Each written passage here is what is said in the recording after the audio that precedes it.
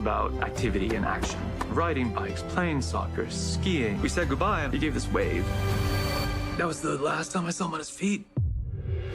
Mr. Reeve currently has no movement or spontaneous respiration. Just that simple little thing over the horse. When you find people who fight like that but still keep their humanity.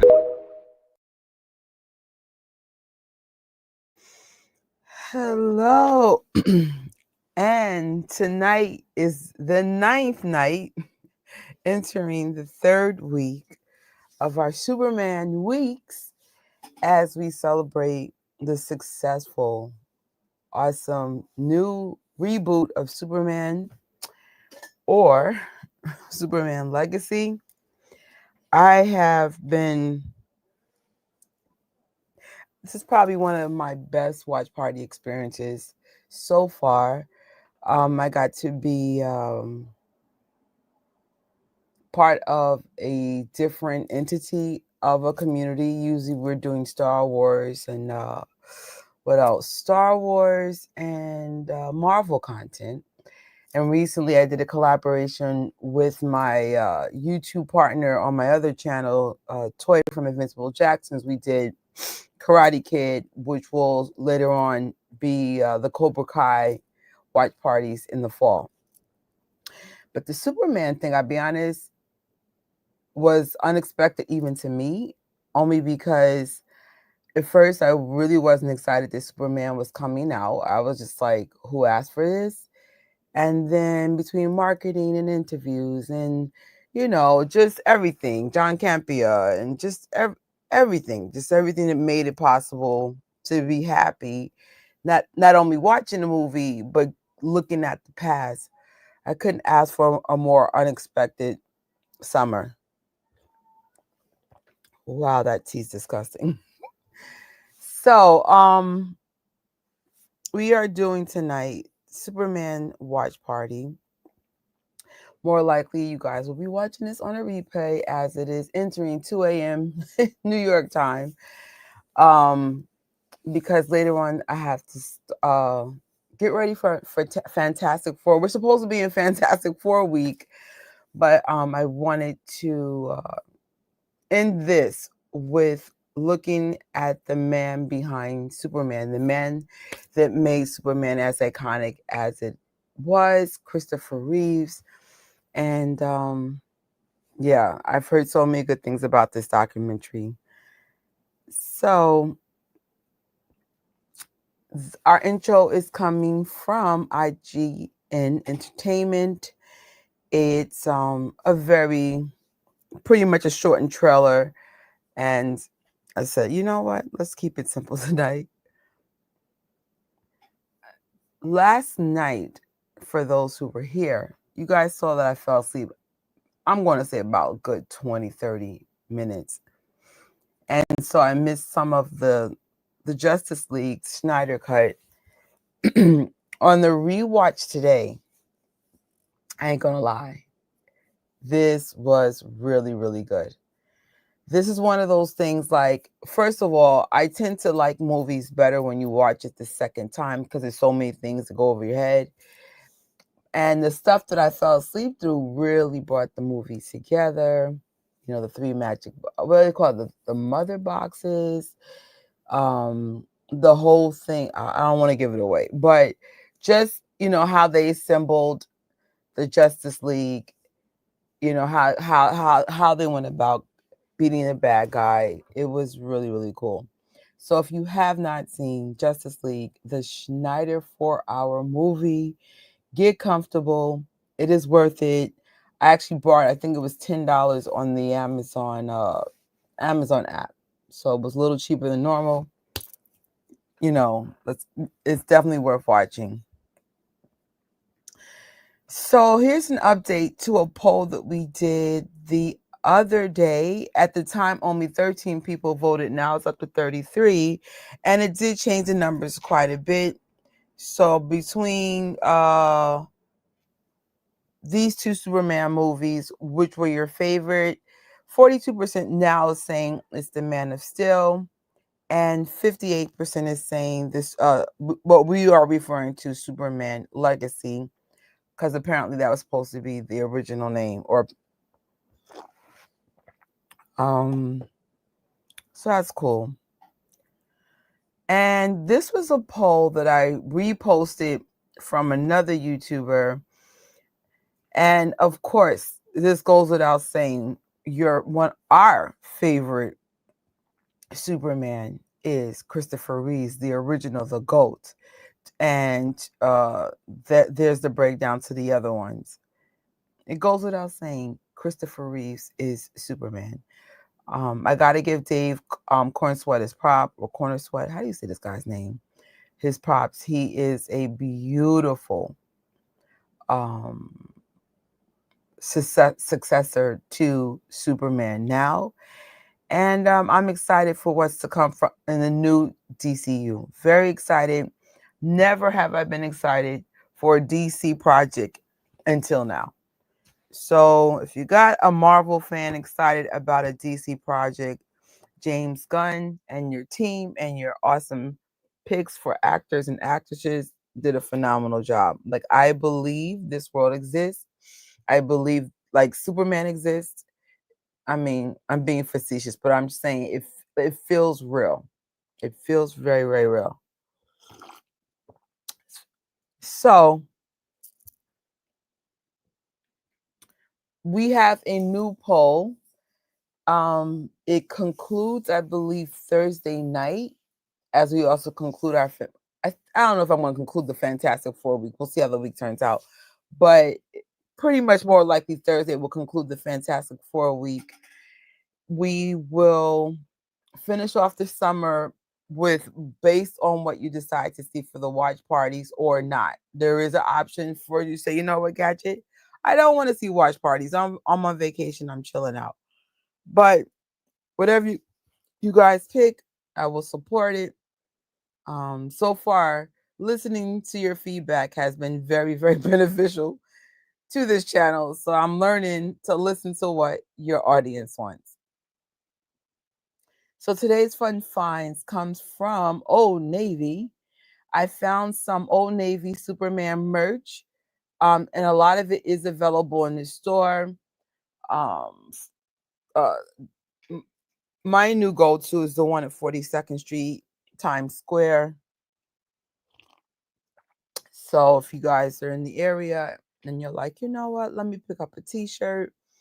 It's usually cheaper from normal places. And you also have some t-shirts as well for the children available at Old Navy. Also goes without saying, I added the Christopher Reeves autobiographies into my Gadgetry storefront. Links are in the description bar if you want to help support the channel.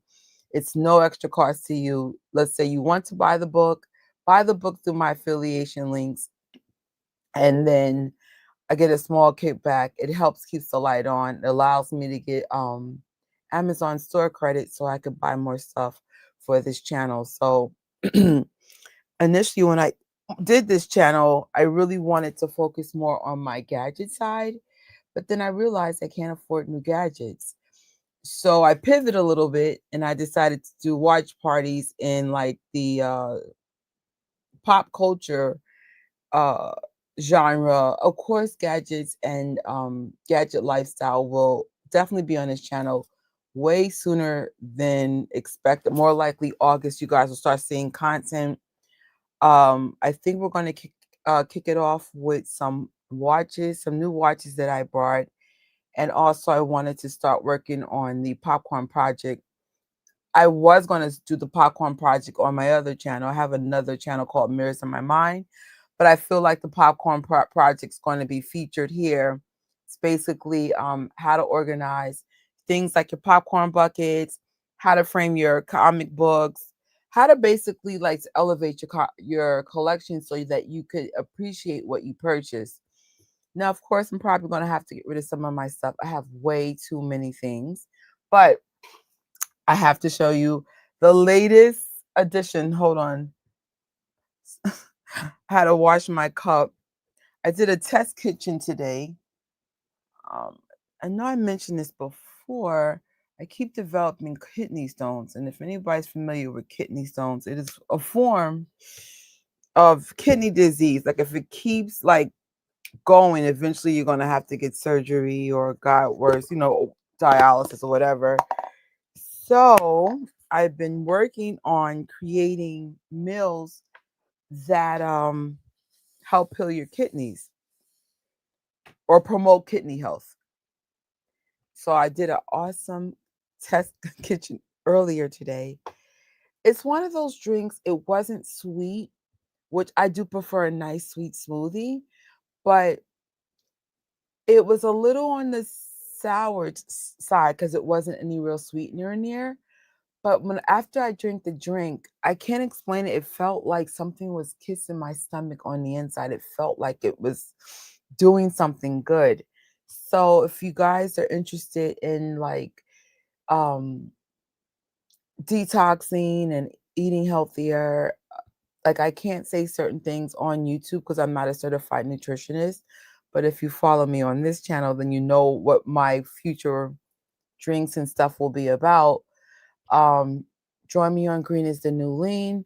So far, I think I lost like 25 pounds. Most of it was slowly. I decided not to diet, but detoxing is part or fasting is part of both a Christian lifestyle and, of course, holistic. You need to give your body some time to rest so it can reset and, heal your body. So I've been fasting a lot this summer, but otherwise now I don't diet at all. Thank you. Well, I learned my lesson from yesterday. I took a beautiful long nap, and then I figure, whether it's 2 people here or 30 people here, just do the live, 2 in the morning, because I promised I would do this. So I'm doing well. How are you doing? Because I was like, it was a really weird day. I was about to show my new addition to the collection, but I got this Superman bucket from the Alamo. I initially didn't want to get this, but this is probably my top 3 popcorn buckets. I just love this size. It goes very well with the cup from AMC. So my Superman collection is now complete. No, I take that back. I still want to get a blue shirt with an S, but I thought I would get that like once I get to my goal weight. Then I mean, more likely I need a size medium, but sometimes when I lose weight, I get as small as a small. So we'll see. But I lose weight different every single time. So we'll see. Like, it's cool. Oh, I'm glad you're doing good. I'm glad you're doing good. So that is our new and final edition for my Superman stuff until I get to my goal weight. Right? But you know what? Since we're in a similar age group, this is Superman to me. Like I can't believe I'm saying this. I could see why a lot of people love the Henry Cavill Superman. It's a different Superman. It's it's a more modern Superman. But I have to admit that Christopher Reeve / David Corn Sweat,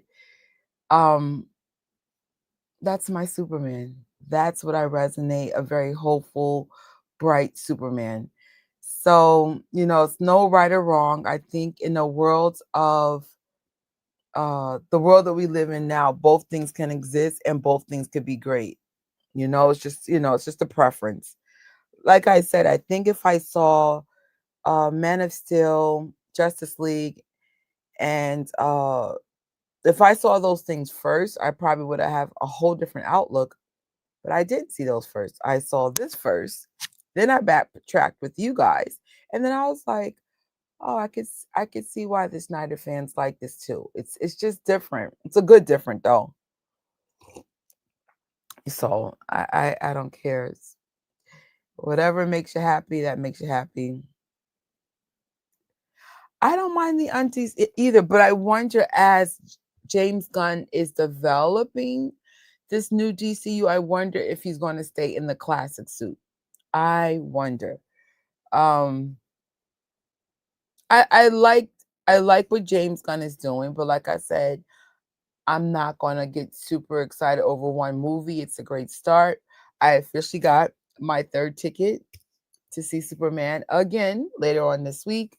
So I'm excited to see it again. And it's crazy. Um, I might see it a fourth time the following week. It depends how Fantastic Four goes. So who knows? Trisha being excited for DC projects. What a crazy world we're living in. um So we're not going to have a long intro today. I mean it this time. Uh, if I can be in bed by 4:30, that'd be great. Um, we're gonna stream on a separate device. This is available, I believe, on HBO Max, but you could also purchase it or rent it, whatever works for you. But that is definitely I prefer to watch things over and over and over again.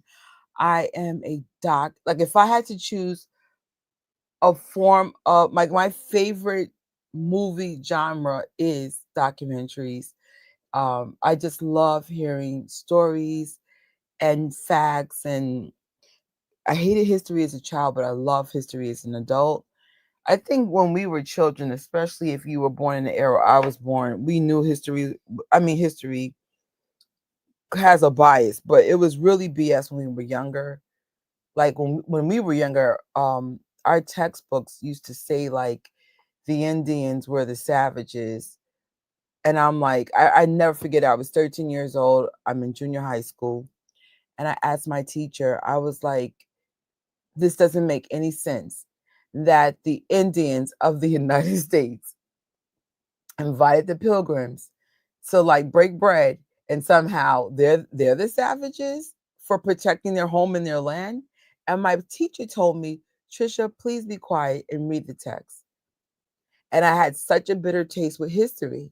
But then we went to college. I had one of those super woke militant professors that used to um, share with us real history. And I'm telling you, it was gritty, it was ugly, it was real.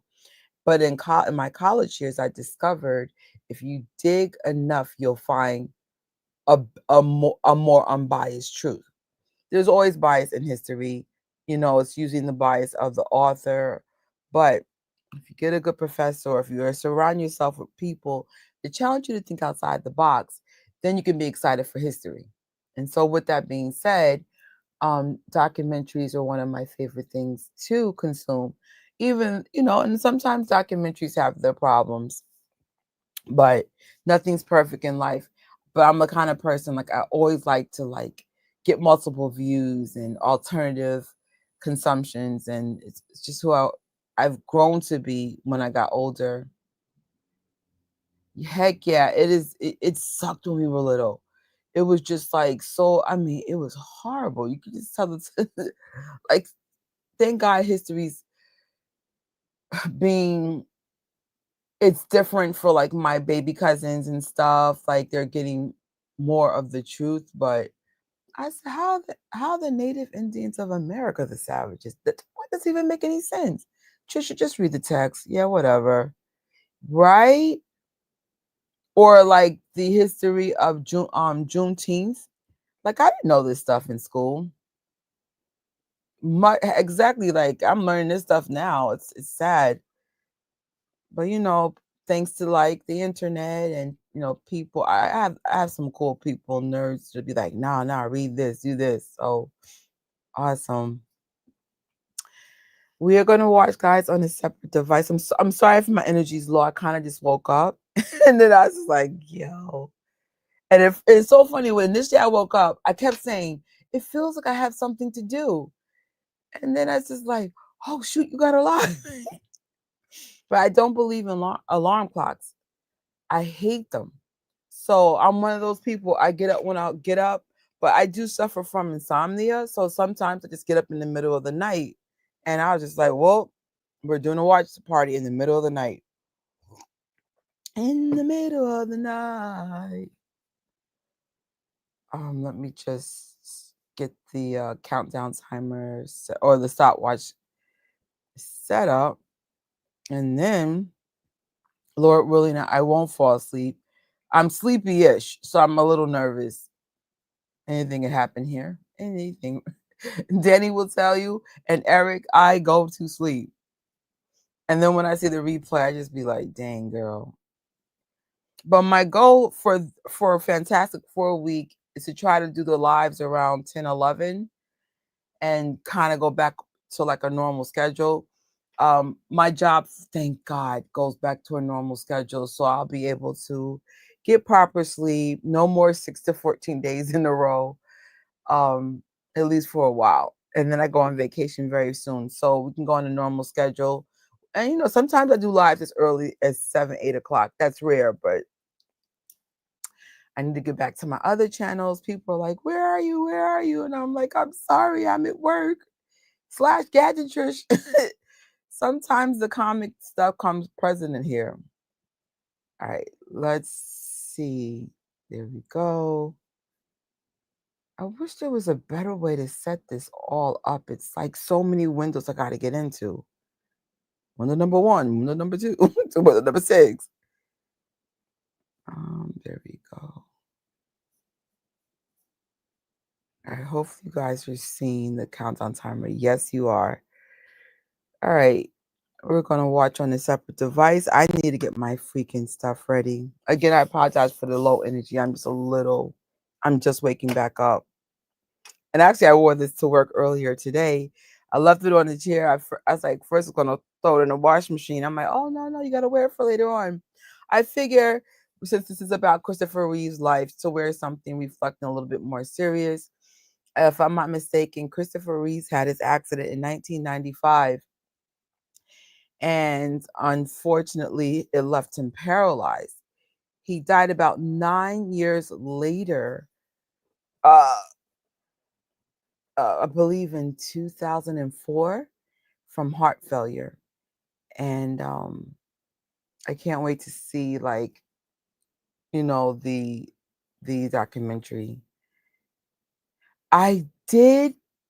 Okay, so I didn't watch any of the early reactions. I don't know if I want to go there. I see Fantastic Four in 2 days. So if I could avoid, because that means I have to avoid almost everybody. I watched John Campea, Josh from the Den of Nerds. I now watch this new guy from England, the Christian fandom geek. I'm probably going to have to avoid everybody for a couple of days because I feel like their opinions will affect mine. I want to like go with this with my own thoughts. So on Thursday, we're going to have out of a theater review and a watch party for the last Fantastic Four, I think, which was like 2015, I think, that same night. So I'm like, it's only in my case 2 more days. And I'm sure I can avoid the internet. Maybe I'll rewatch Justice League. That's a good 4 hours right there. Just staying away from YouTube for a little while. Because sometimes even people's thumbnails give things away. So I definitely heard the early reactions. I don't know if it's good or bad, but I did hear early reactions. I think there was some preview like recently. Those were positive, but I don't want to hear anyone's thoughts. I really, really don't. Sometimes, like for example, I really like Captain America: Brave New World, and then when I got home, people's reviews were epically bad. They didn't like the movie, and I regret just not making my own out of the theater review, because I think once people's freaking thoughts get in your thoughts, it muddies things up. I don't mind if people like hearing general feedback, but like I don't want to hear like why you liked it, why you didn't like it. I have no real connection with Fantastic Four.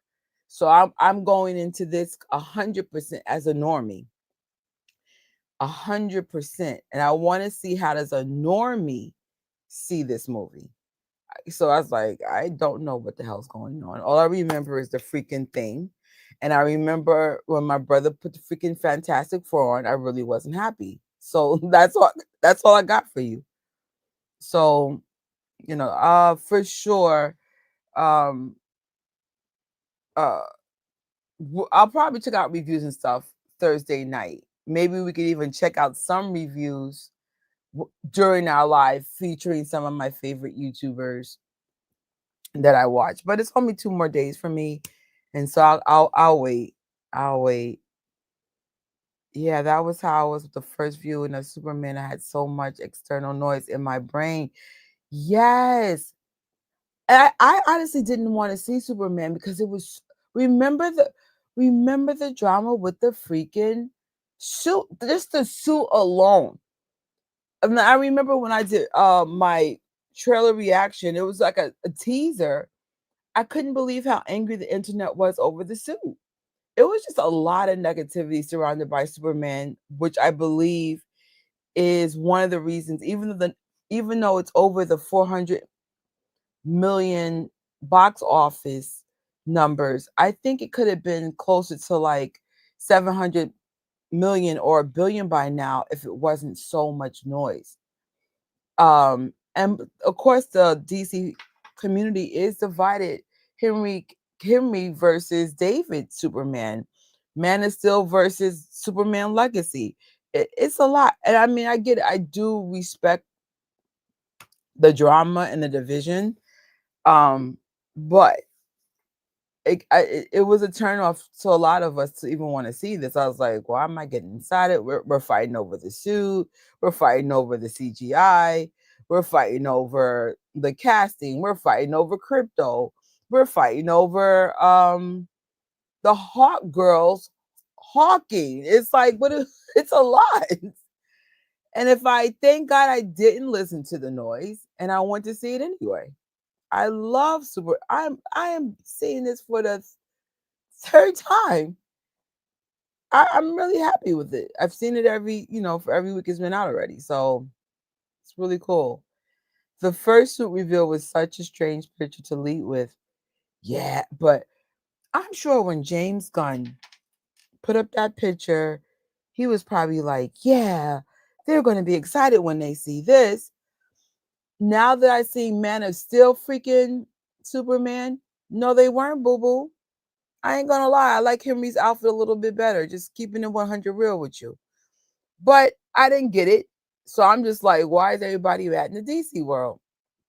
And then you watch the the Snyderverse era, and I'm like, okay, it kind of makes sense. It almost seems like it's going backwards. You gave us a very grown Superman, a very real world, dark, gritty, cinematic Superman, and now we're going back to the origins. There is no right or wrong. It's the preference. So it's a little jarring keeping it real with you. Right? Right?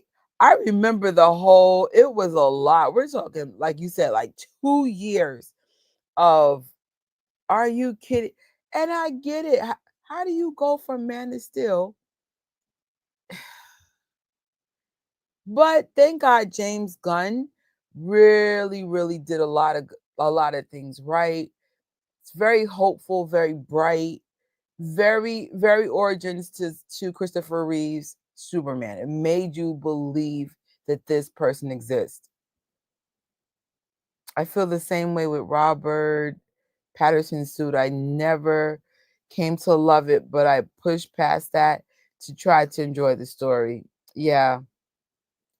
It's like, I wonder though, what would my opinion be about the new Superman legacy if I was part of the Snyderverse first?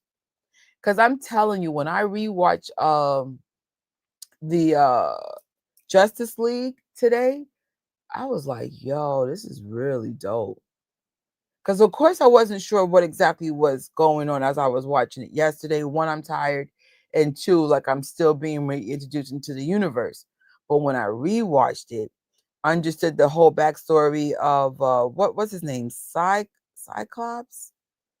Um the whole, Batman trying to get Aquaman to reveal himself so that he can start forming the league, and like what it took. Flash, I didn't like in the beginning either. I prefer the Flash from the CW, but then I was thinking like, oh, maybe they like Flash to me is equivalent to what's that guy from Spider-Man, the new Spider-Man? Like that old, like I'm just so glad to be here. What's the name of the Superman, the Spider-Man now? Shoot, it's not Tobey Maguire.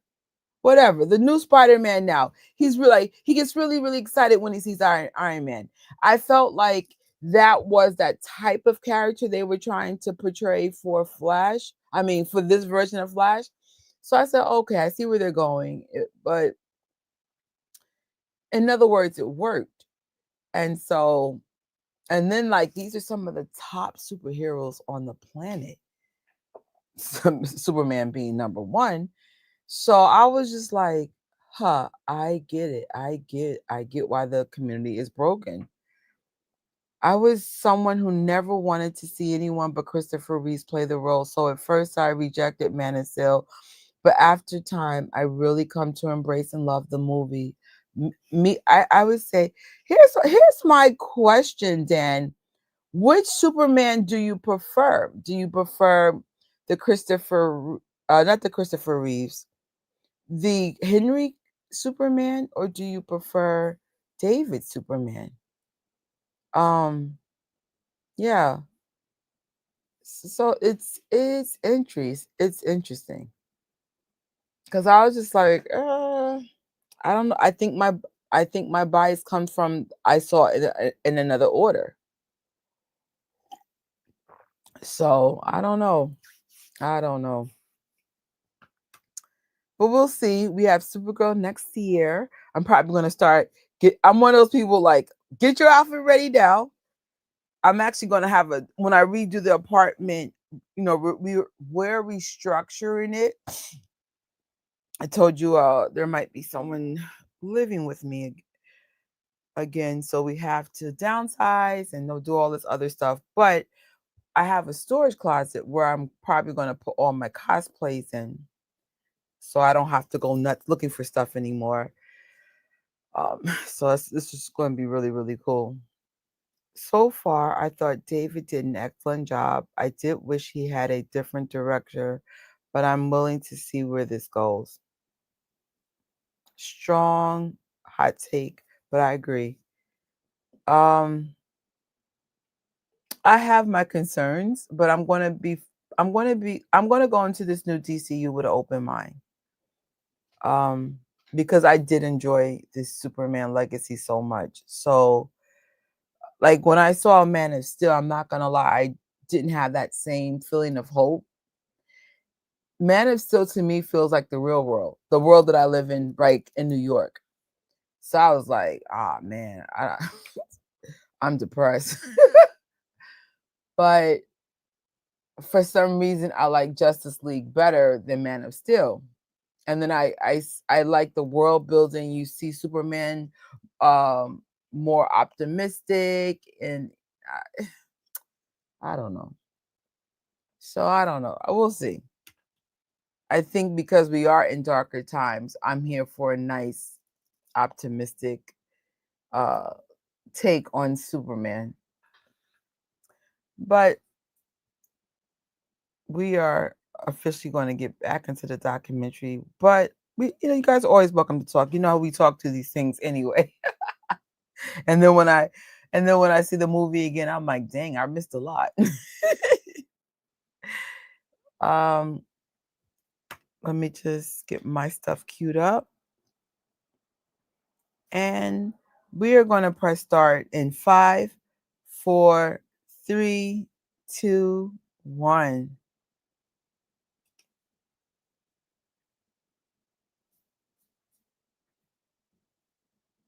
Oh, it's with the iconic Superman icon. The thing I just like about the movies today is that you think people need to see themselves in the character. I want to aspire to be Superman. I don't want him to reflect how I currently. Yes, like right now, it's doomsday. And I actually live in New York. It's a lot. It's a lot. It's protests, it's cops everywhere, it's random frisking, it's floods in the subway. I'm like, I don't want to see the reality of my life on screen right now. I want to feel like there's hope here. Let's go.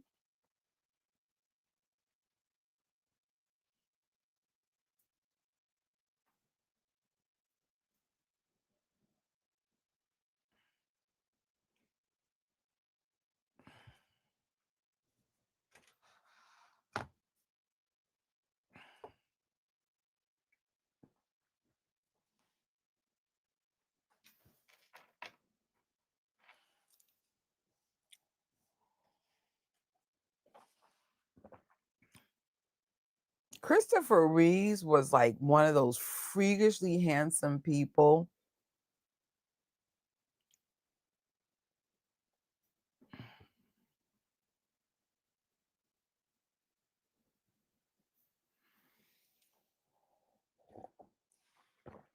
And as funny thing is, they weren't going to cast him.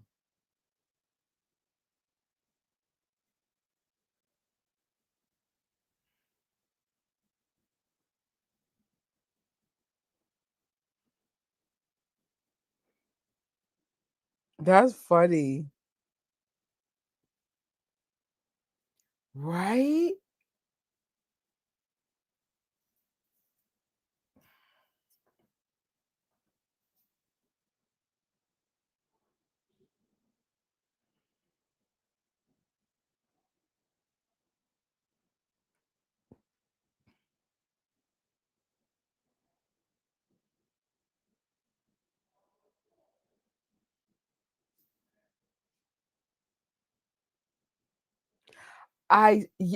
There's definitely some cool parallels between those two actors.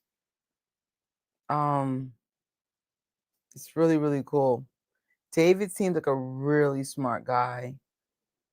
And I saw an interview recently with David talking about being interviewed by Christopher Reeve's son about that if he never gets another role again, he's and is like typecast as one thing. He's very happy to be in the role of Superman. So that's awesome. Good evening, John. It's morning in New York for me. Not sure where you're coming from. I don't know if it's Cali, it's still evening. I got friends in California. I was supposed to move to Cali. I got a job offer last year and I chose to say, nah, I'm good on New York.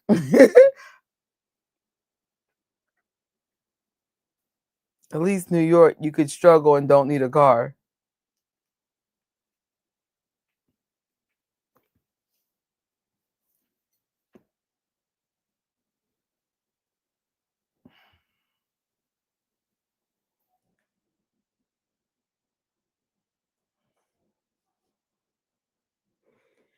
Yeah, I don't mind starting over, to be honest. Um, Sometimes a change of environment could be good. Like some of my families had the courage to leave New York, and everyone that left loves it. They live a much better life, and it's much more affordable. So, but Cali, unfortunately, is the same beast as New York, but worse because you need a car. So I was like, I'm not gonna go from bad to worse. He did so much for Spinal. I heard. I heard. I can't wait.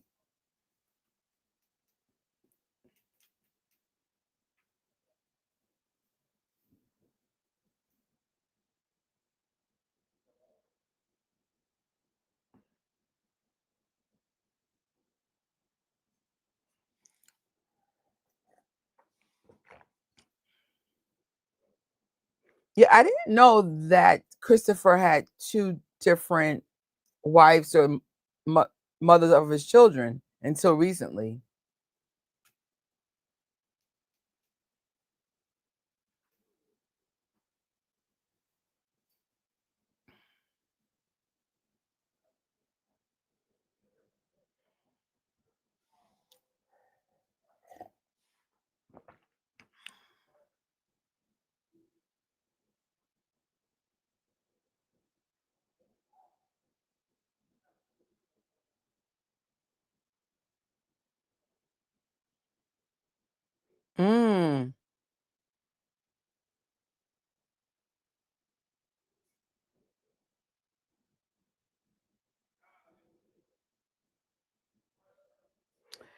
No, only thing I know about Christopher Reeve and Robin Williams is that they were really good friends.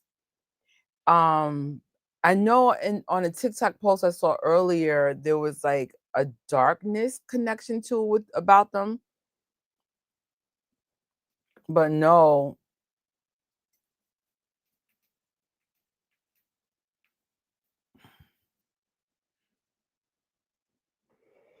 I used to do horseback riding when I was a child, but honestly, I was very intimidated by the horse. I never loved it. You know, I'm always open to try something, but sometimes you could feel something's not right for you. So I was like, get me off of this. Horses are very powerful animals, and sometimes they reject your commands. And I was just like, this is not for me.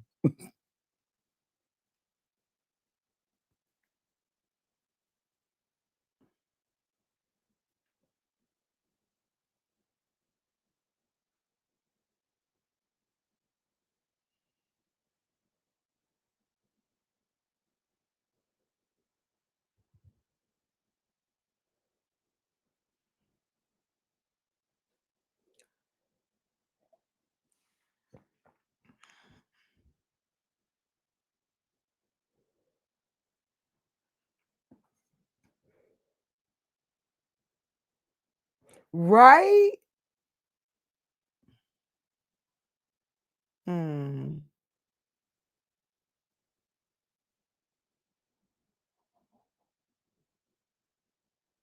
Mm.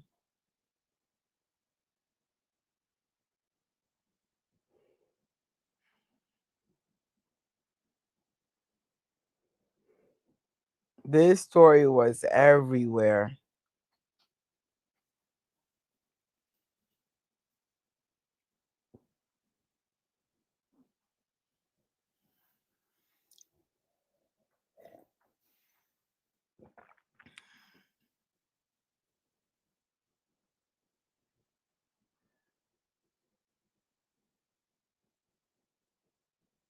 Mm.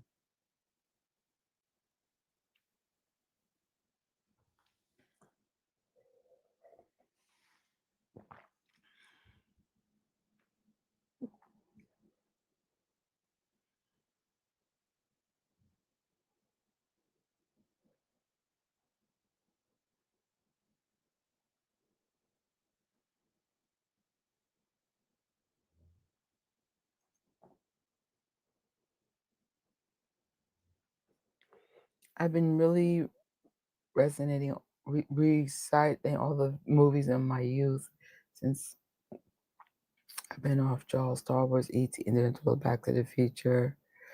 Oh, we had it good. I was telling people like the 80s had was one of the best genres with movies, music. That was one of the few decades where every genre of music was amazing. Like pop, alternative, freestyle, hip hop, R&B.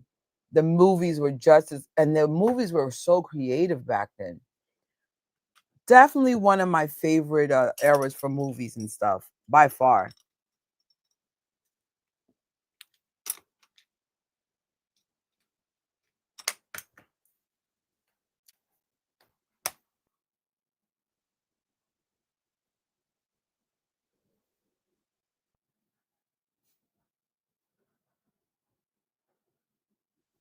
To his body.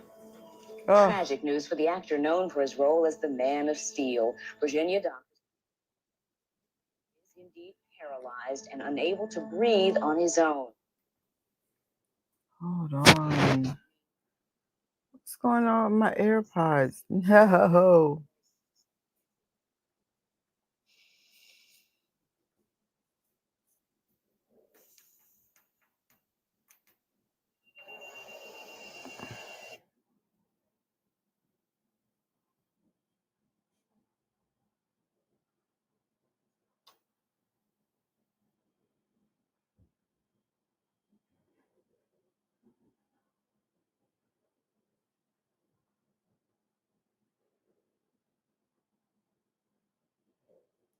All right. Sorry, I was trying to sync back in because the AirPods are acting weird. I love that movie though. Oh my God. Did you see Andor and they had that ET looking creature? I think it was in episode 10 or 11. I was like, is that ET? They verified it wasn't. But I believe ET is definitely in one of the Star Wars movies, like from can't pinpoint which one, but I remember seeing it recently.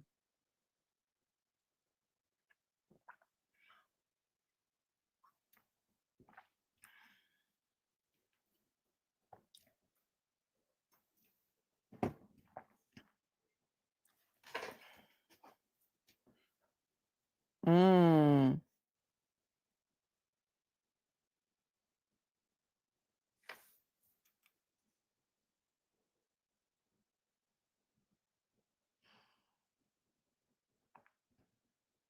Mm.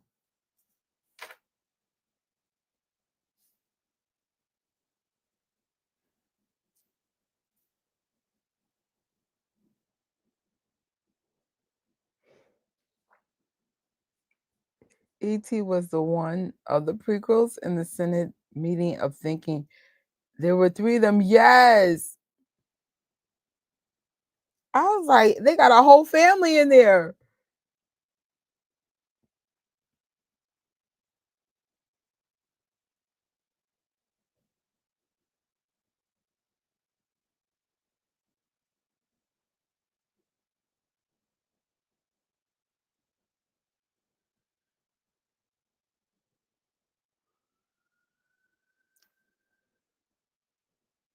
Mm.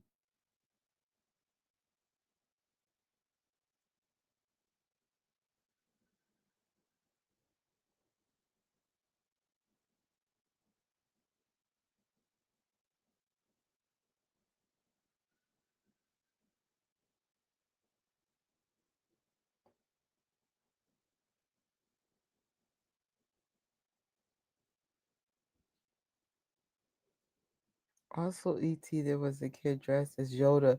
Yeah, in E.T., there's a lot of Star Wars references. I was thinking about doing like a video about that.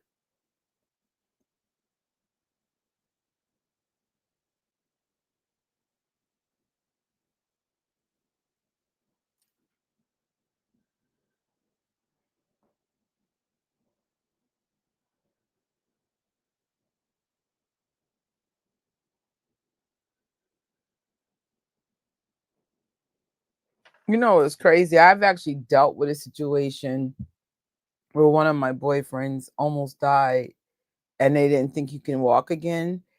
And it wasn't even a doubt in my mind. Like it was like, no, you're going to stand by this person.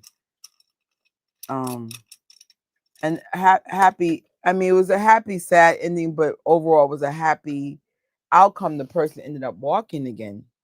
It's a complicated story. I can't get into all of it, but at least I can say, if you really love somebody, no matter what they're going through, you're going to stand by them. It's not easy though. Oh Lord, lots of hospital visits and crazy days, but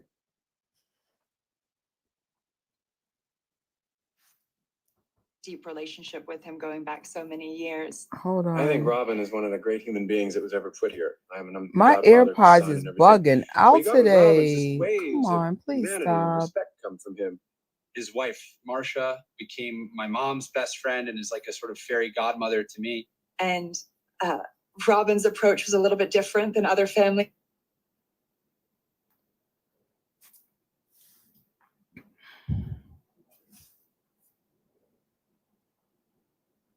You also know who your friends are when you're dealing with something really dark. Like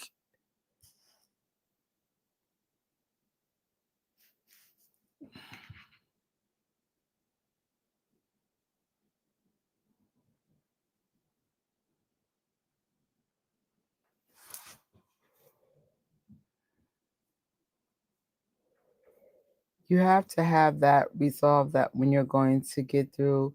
My friend is only 30 and she was diagnosed and with having a cancerous tumor press. Oh wow. I'm not gonna lie, it's tough. It's tough to see people at their lowest, because when you have people in your life at their lowest, you have to show up for them in a way that it can be tough at times.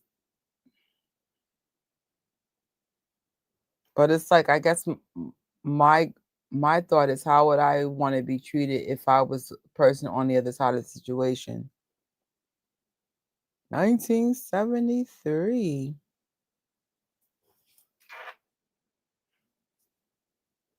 Oh my God, New York. Wow. That's so cool to see what it looked like. I have very faint memories of, well, actually, my mom rarely took us to the heart of the city when we were like young.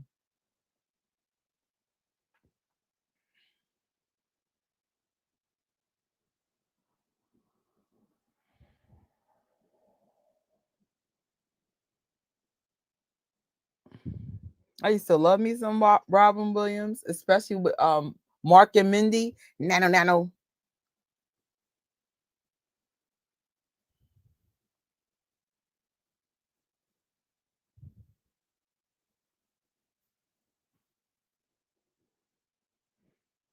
This is so cool. This old footage of him.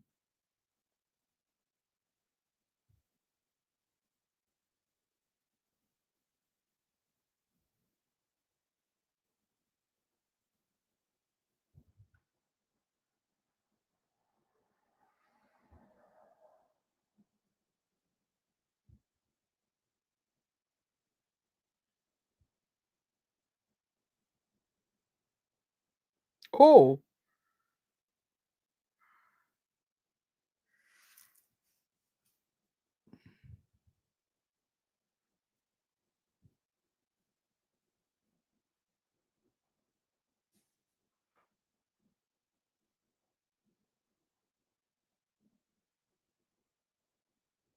Mm. Wow.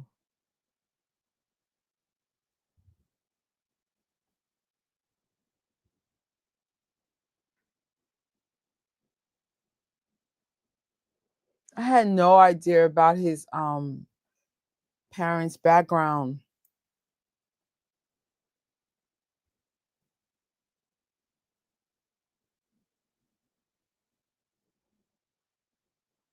Mm.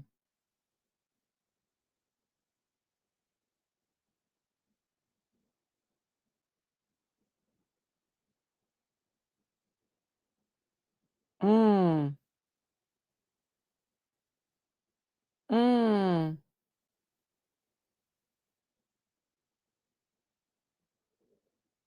I remember Christopher Reeve being on Smallville. I had to go back and watch that series. Initially I was going to do Smallville. If I ever do Smallville as a watch party, maybe do it under like I'm thinking about doing a membership tier, because I'm like, Smallville it's a lot of episodes. Like I said, if hindsight was 2020, I would have done Smallville watch parties last year, leading up to Superman, leading up to this. But I don't know. Who knows? I definitely want to see Smallville though. Yeah, it's 10 episodes at like 10 seasons with like 20 plus episodes each. And I'm like, there's no way I could do that. Yeah. Because I mean, we got to get ready for Doomsday. And I'm like, no, it's just not going to work.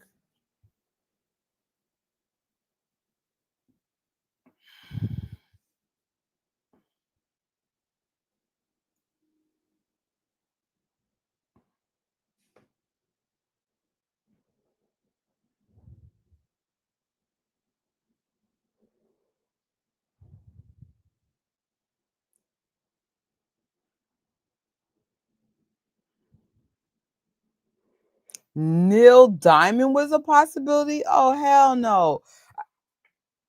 I can see Robert Redford though.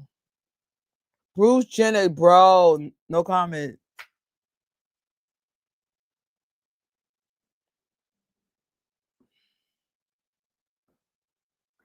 Schwarzenegger, I'm weak.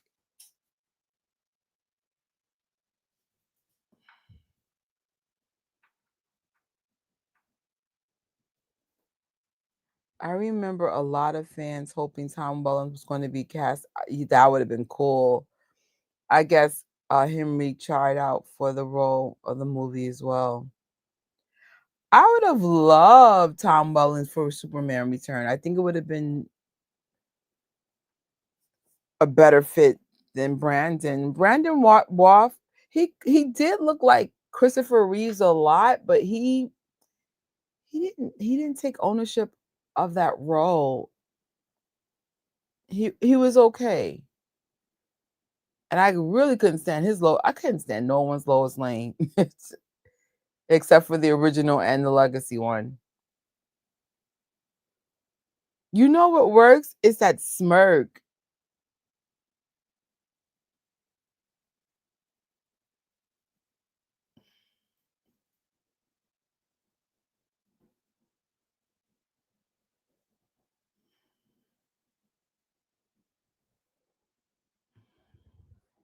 Exactly.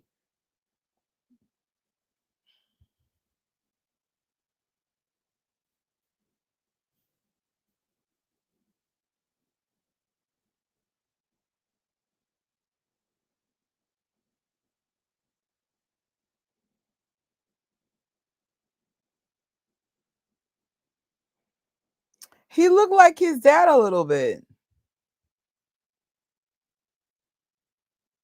Mm.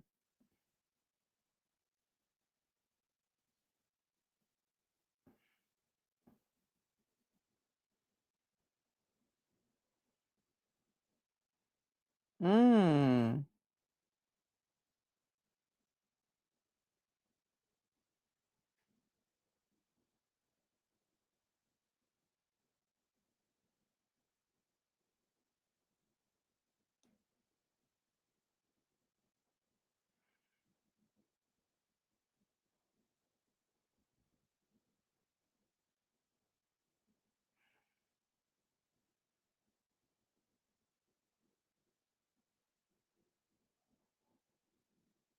One month after the accident, Christopher's son in the Superman movie is very good looking. Heck yeah.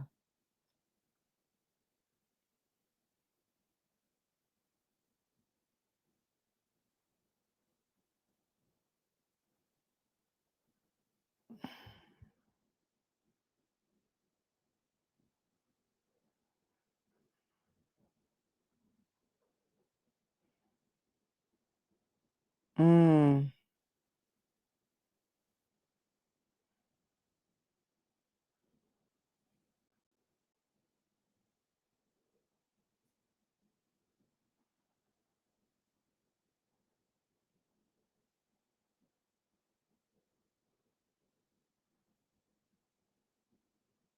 Mm.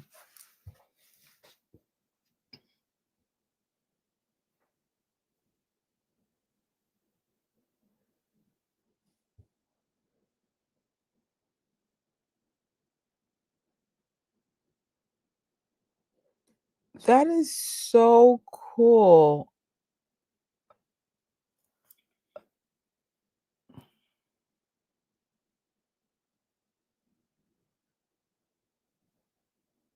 Mm.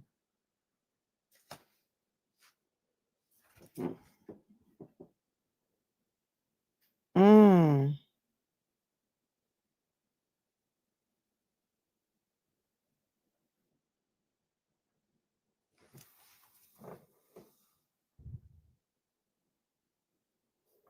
I never saw the diner cut of Superman 2 and I own it. I'm weak.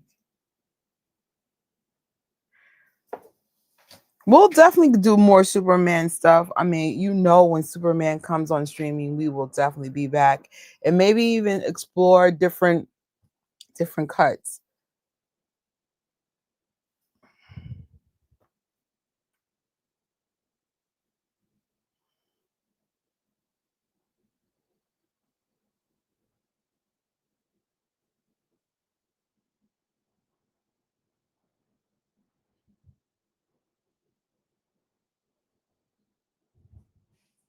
Mm.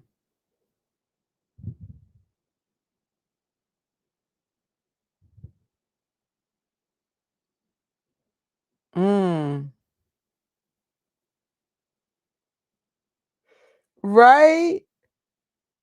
Sometimes they pop up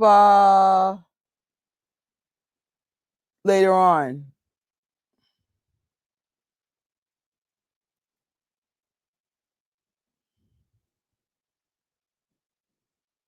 Mm.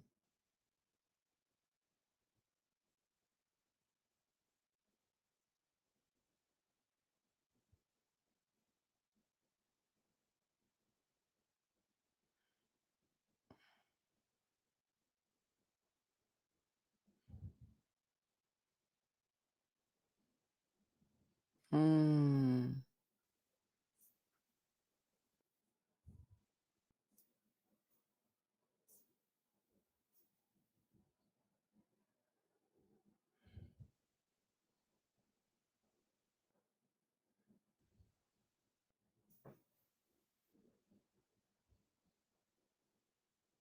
Mm.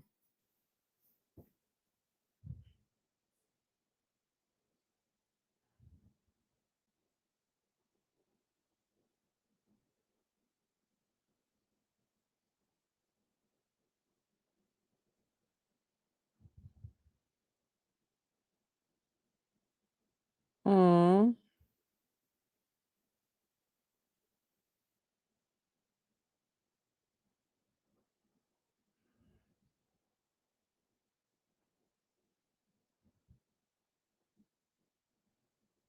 Mm.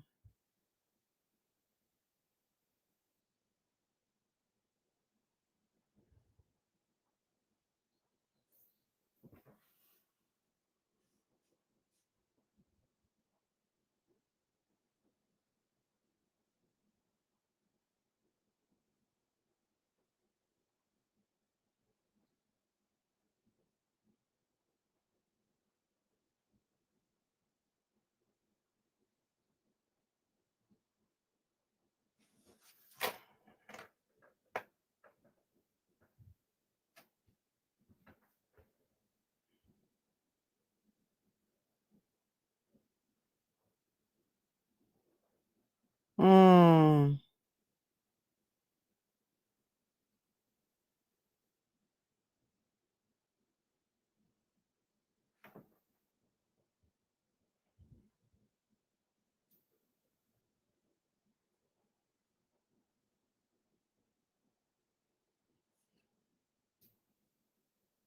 Mm.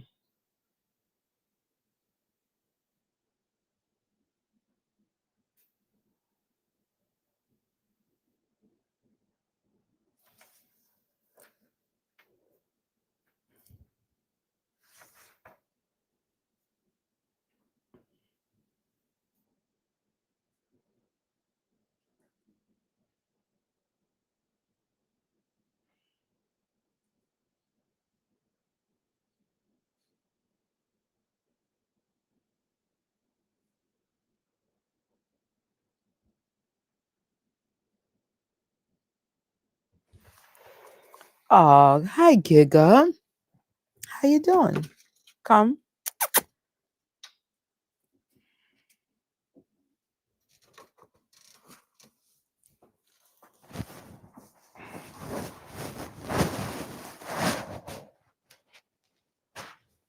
Sorry, excuse me. Oh, what do you prefer, Superman the movie or Superman 2? Superman 1978 or the new one, Superman Legacy? It's Giggy. If it's between Superman's 1978 and number 2, I prefer the first one, but the 2 is a really solid movie. Even if it's Superman Legacy, I would say I prefer Legacy over Superman 2.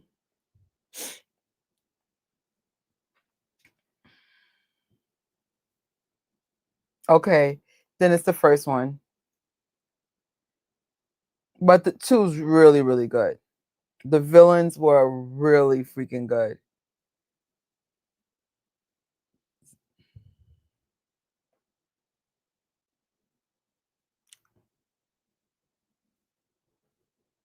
Oh, snap.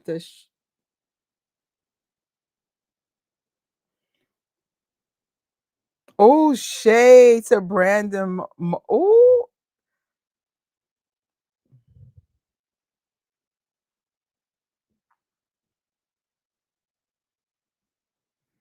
hi, beautiful.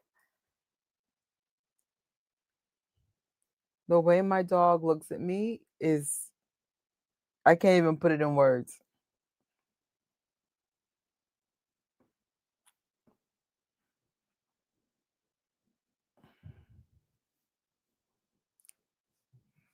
Oh.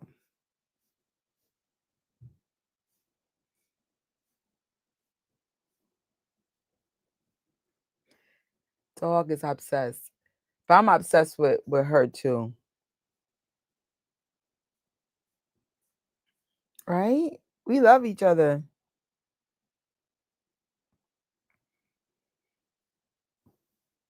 And I remember when we got her, she was like the size of my hand. And I put her in my purse and she wouldn't come back out. So I said, I guess I got to take you home. And my boyfriend at the time, he trained her and he did such a good job. She's a very calm dog, very loving. Right? Very human-like too. Right, Gigi?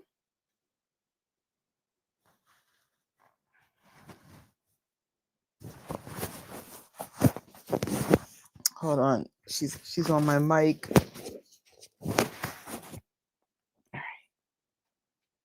You can stay up here. Oh, what's wrong? Is something wrong?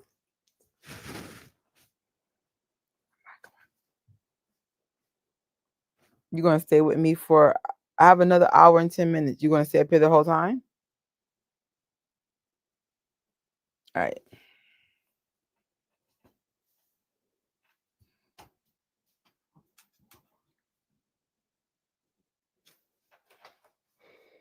No, everyone calls Giga a boy. I used to put her in clothes. Hold on. She's not comfortable, which is making me uncomfortable. Go back to bed, okay? Go to bed. I used to put her in dresses, but she hates being dressed up. So the only time I put her in clothes now is when it's cold.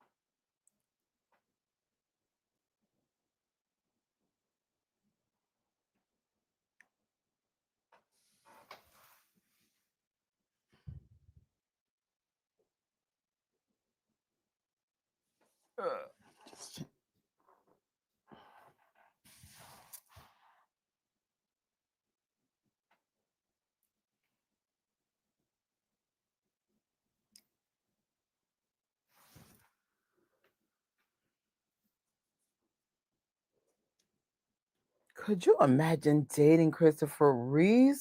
Woo-hoo. He could be the janitor. And you'd be like, a win is a win. He is just hot.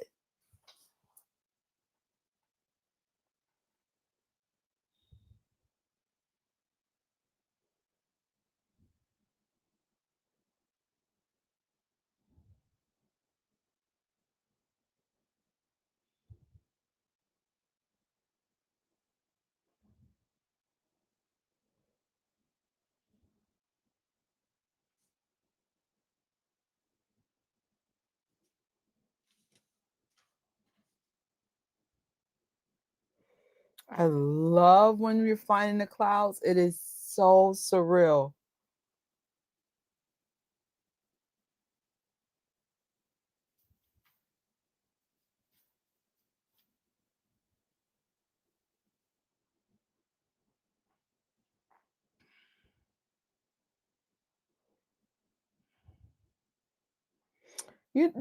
I think David flies too. David Cornsweat.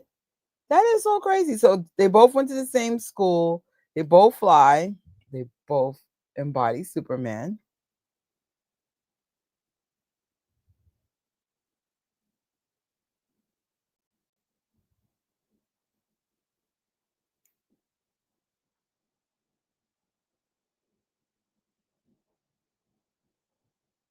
They got the well, I mean, back then everything was practical sets, but it's really nice to see it.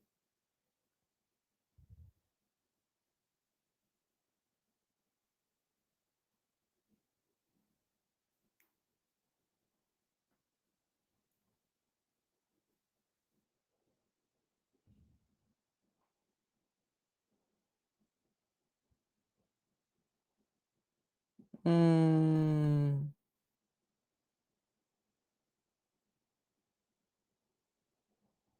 To do a movie like this and back in the late 70s, that is a flex.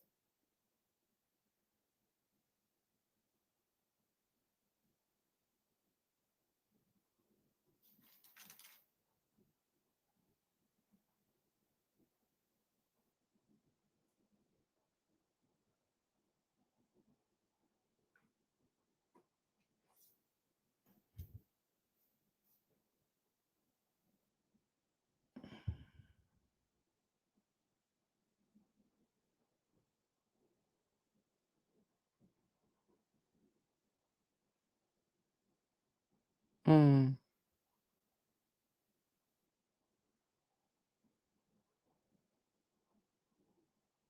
Mm.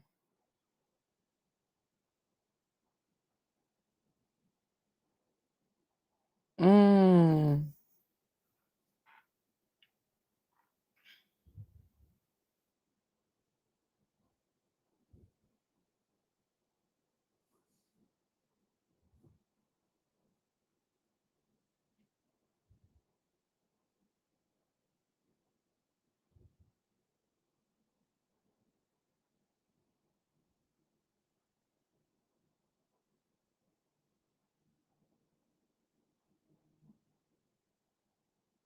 Mm.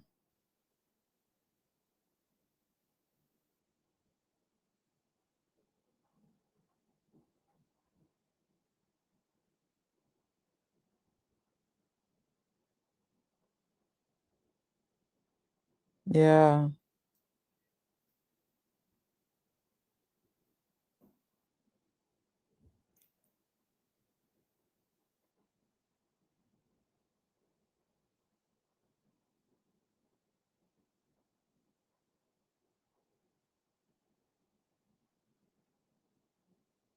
This is so tough to watch.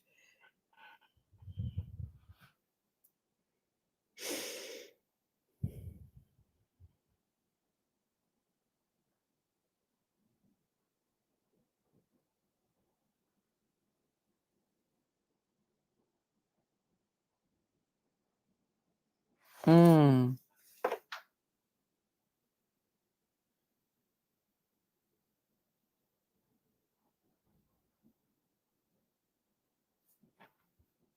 Whoa.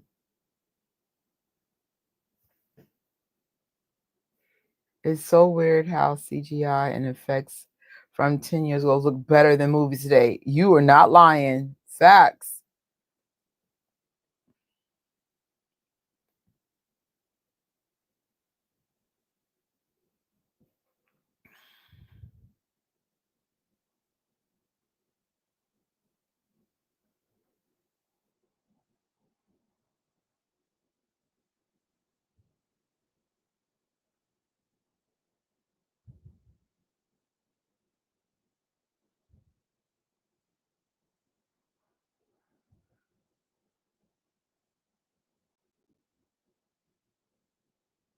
Mm.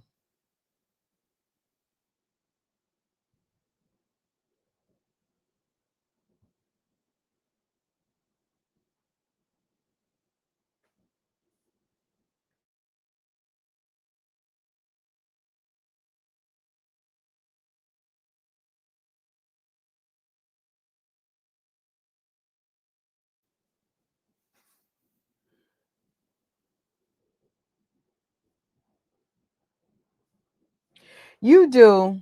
You do.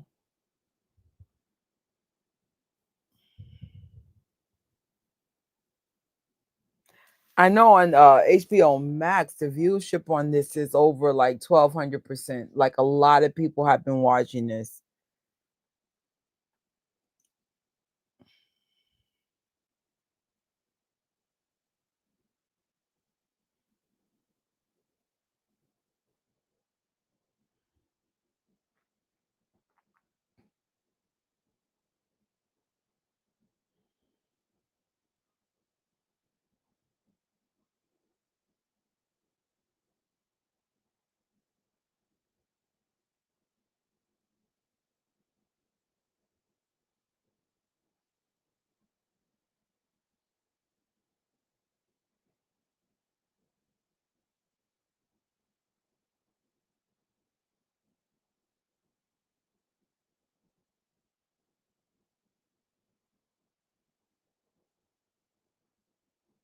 Mm.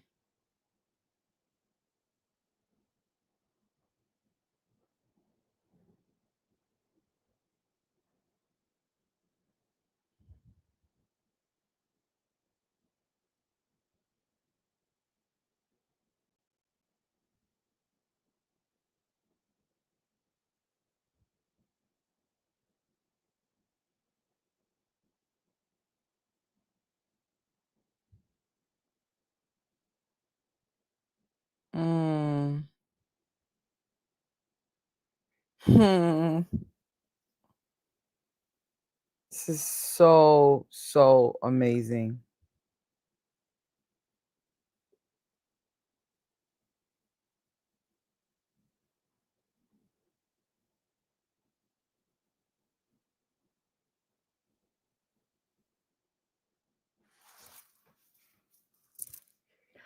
Oh my gosh, you are so right. Such a tragic death. It was like an accidental drowning or something. Hey, Christian, we were just talking about you earlier. Good morning.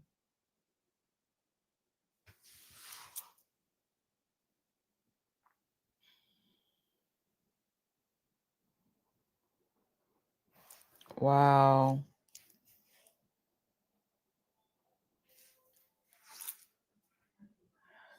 Everything's good. I had to take a power nap just so I can cover this. This is my conclusion of Superman weeks. And then we're going into Fantastic Four for about 3-4 days. Very unexpected celebration of Superman.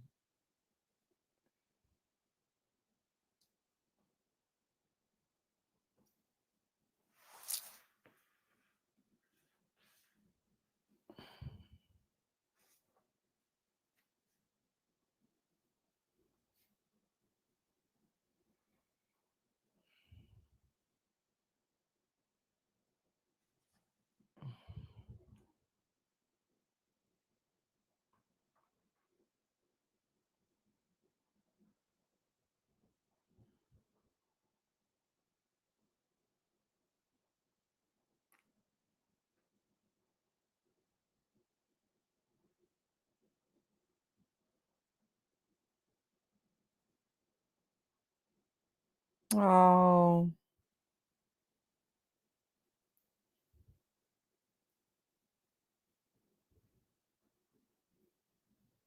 Mm. Right?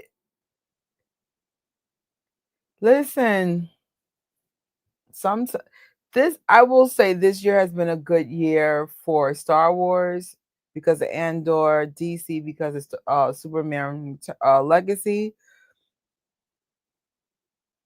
and I'm not gonna lie, I'm sure Marvel's gonna be a win. Thunderbolts was good. I have a feeling Fantastic Four is gonna be good because everyone kept saying, "Oh, we're having superhero burnout or superhero fatigue." And I think what we're learning is it's not a fatigue of Star Wars or Superman it's fatigue of bad movies. We need comprehensive stories and things that teach us or inspire us to be a better version of ourselves.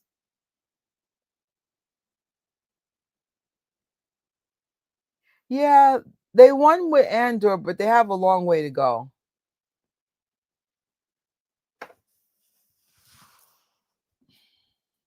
But a win is a win. I'll take it.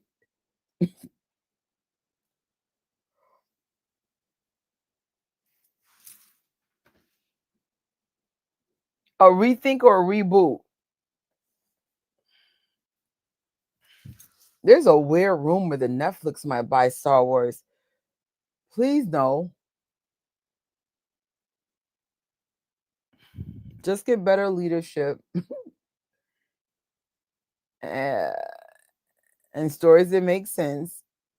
Stop doing that weird diversity check for the hell of it.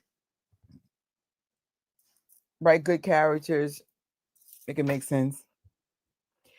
Yeah, but at least you got Andor right. So I'm here. I'm good. I'm always open to a redemption story. It's where do we go from here?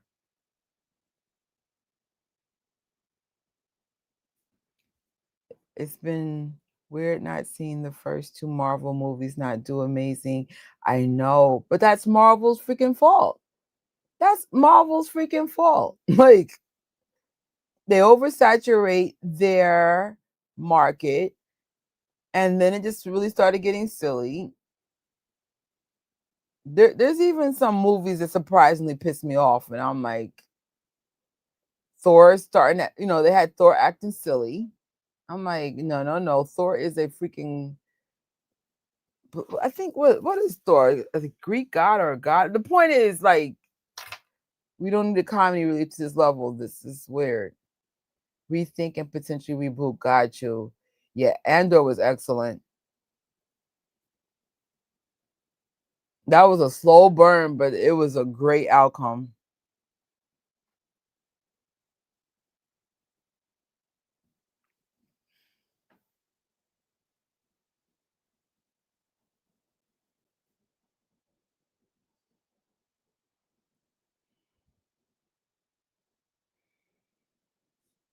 I'm so on board for Star Wars again. Back in the 2015, The Force Awakens gave him so much goodwill. I was buying merch once again. I think it was that last Star Wars. That last one was so bad, but it didn't have to be. You could tell no one thought about the end, and we got Rey Skywalker. We got her being his Palpatine's granddaughter. It was just weird. The whole thing was just not working for me. And I remember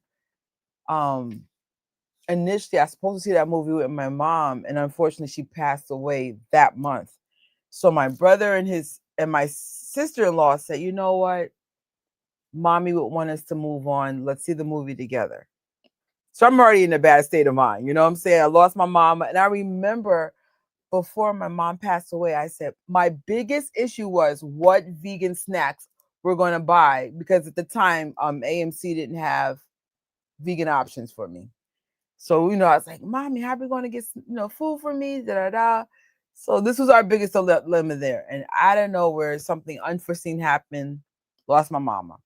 So I said, it's my brother, my sister-in-law. We were like, yeah, we're going to honor Mommy. Mommy would want us to keep living. I see this freaking movie. Now, my brother is definitely a Star Wars normie. He has no idea what's going on. He's like, oh, this movie was good. His wife said the same thing. I said, I just had this face like, they don't know. So they liked it. I hated it. I was just like, what? I'm Rey Skywalker. What did we just watch?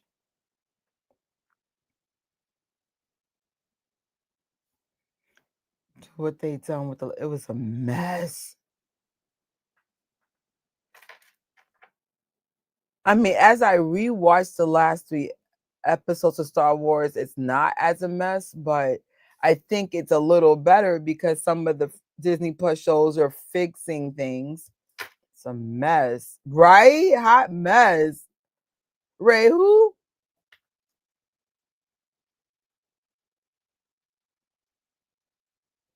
It wasn't earned. Even her power wasn't earned.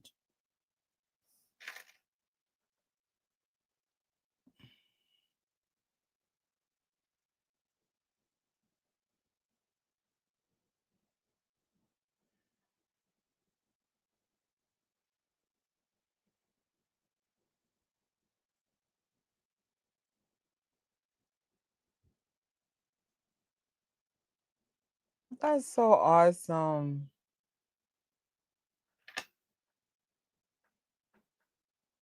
Oh,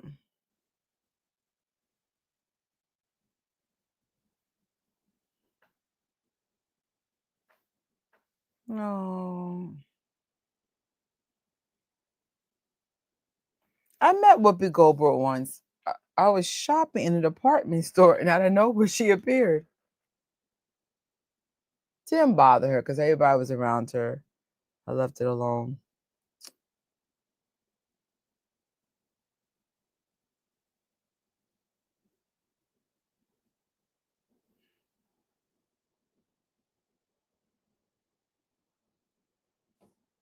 Whoopi, yes, right.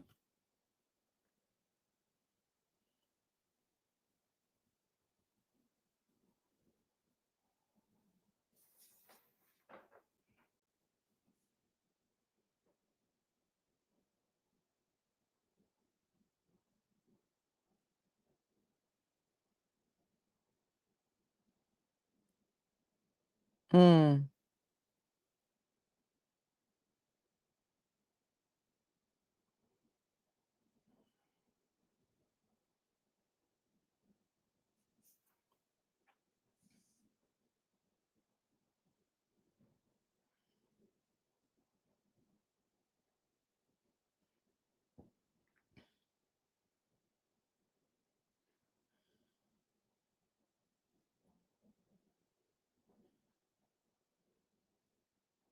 Mm.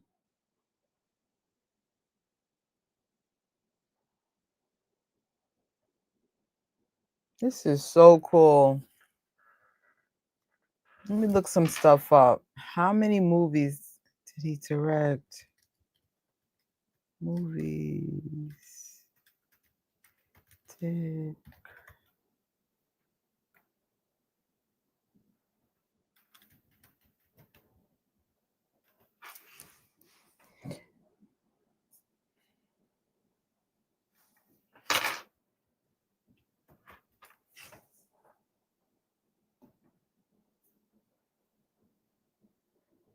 So Christopher Reeve directed 3 movies. That's definitely something I want to put on a list. That's really cool. I had no idea he was a director. Somebody was telling me they thought Sinners and The Color Purple would be in the same universe or spiritual related. Not sure if they were speaking about the 1984 or the new one. Neither did I. I'm not there.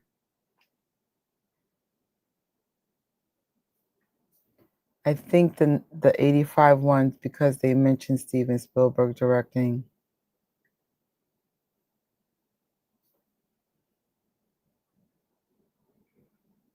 There's nothing more inspiring when someone has an unfortunate event like this happen and they make lemonade out of lemons.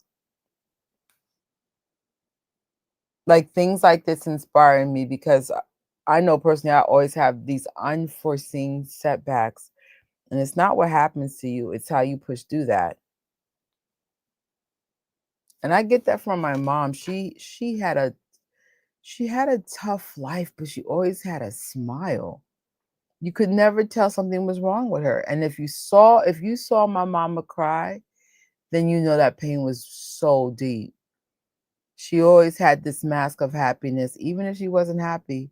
She never was like a victim of her life. I'm like, I love that about her.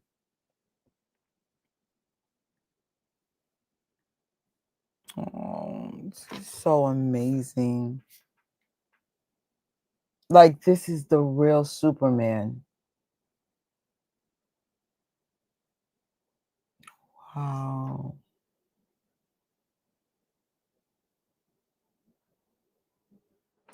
Like, anyone can play a role, but it's another thing to really be the role.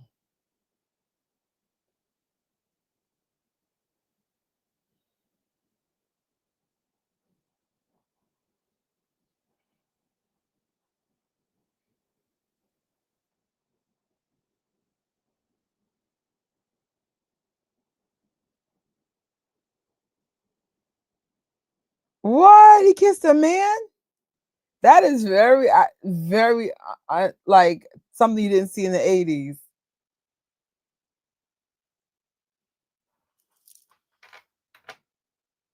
Exactly.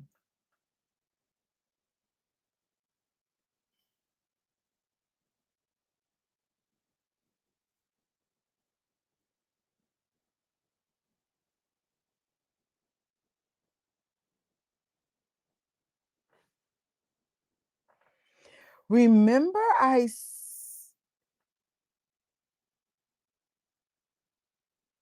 remember now they're talking about Superman 3, but remember I said I really didn't care about Superman 4. It looked like there was problems going on with the actors and the chemistry and stuff. And I'm like, but he's saying that he didn't want to go back to this. No, we felt that struggle because his excitement in Superman's 1 and 2, like, it's so different than 3 and 4. You feel that. Do you remember the spinal cord research commercial where they show Christopher Reeve walking? No, I don't remember that. I'm going to try to look that up. Maybe watch that before we end this live.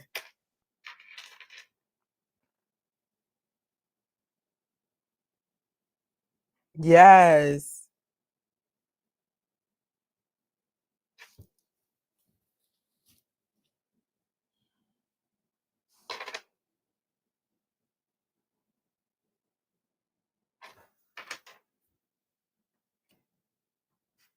Christopher Reeve spinal cord commercial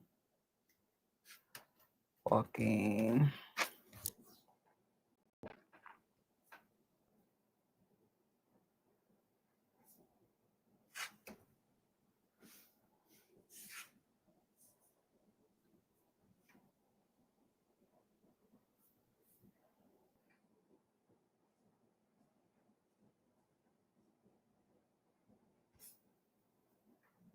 All right, we're definitely going to watch that commercial at the end. I think I found it.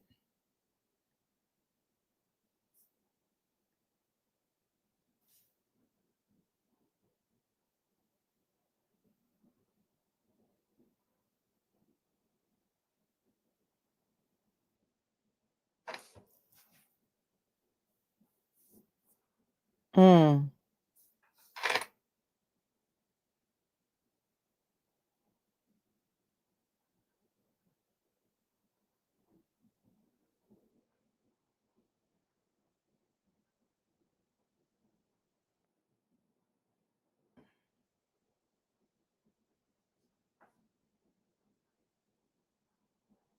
Mm.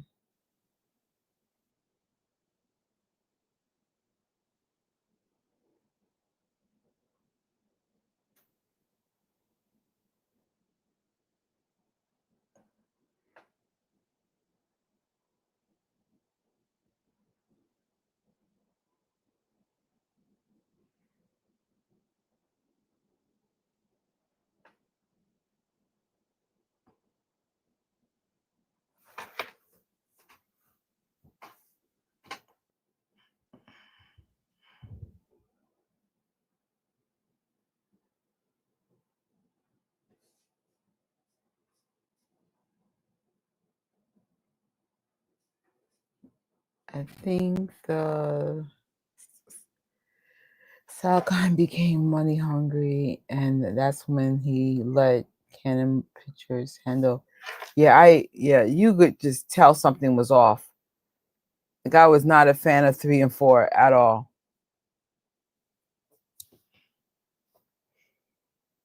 And it didn't help that his father didn't approve of him being in this role. And looking in the beginning of this documentary, his father's opinion really weighed heavy on him.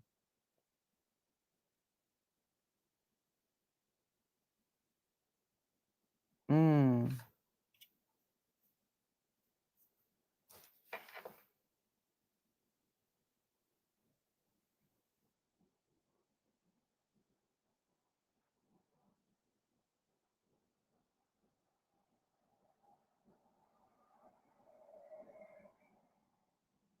Mm.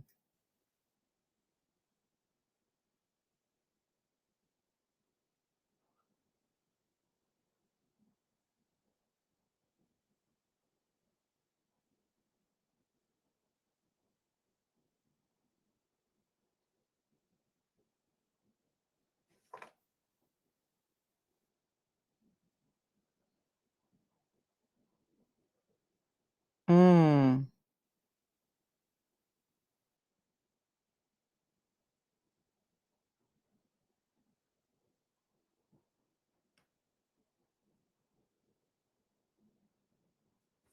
Funny that the Supergirl movie is known, but not all the levels of these other movies. Helen Slater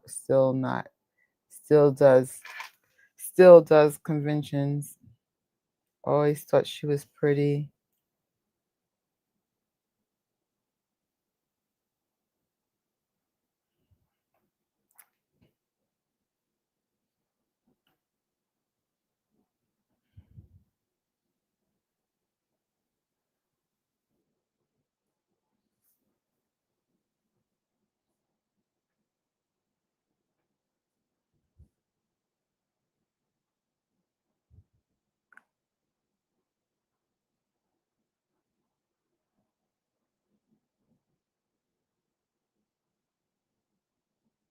Mm.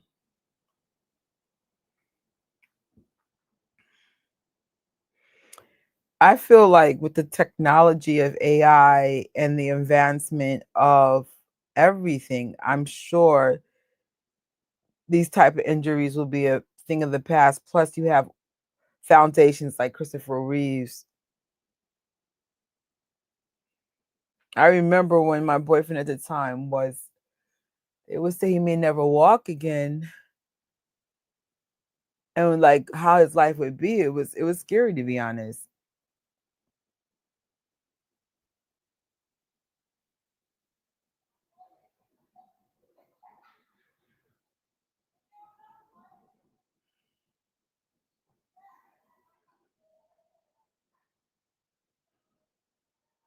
Mm, that was crazy. I remember like it changed everything about my life and how I used to be. It was tough. I had to put a lot of things on the sides to take care of him, but I would do it again.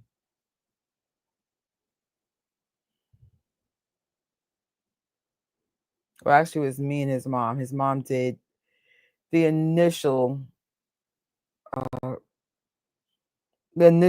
heavy lifting, and then eventually it became me. But it was tough.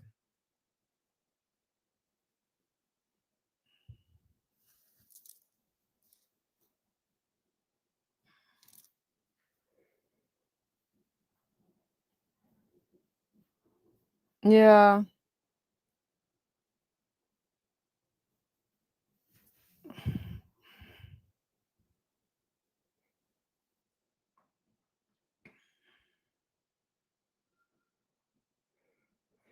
it's crazy. It wasn't even like a doubt, and it was bad. Like I'm sure his mom wouldn't want me to show the pictures, but I remember like it was a horrible head injury, and it was a mess. But it's crazy when you love someone, you still see them.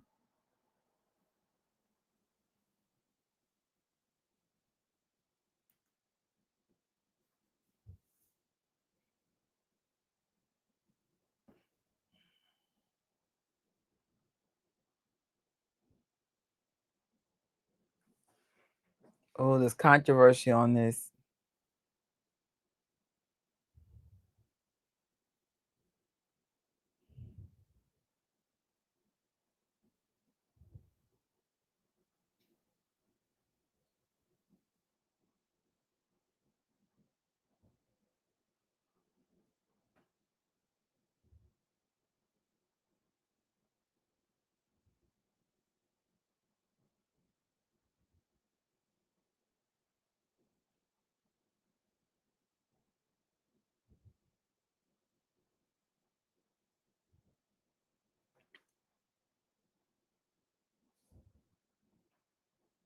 Mm.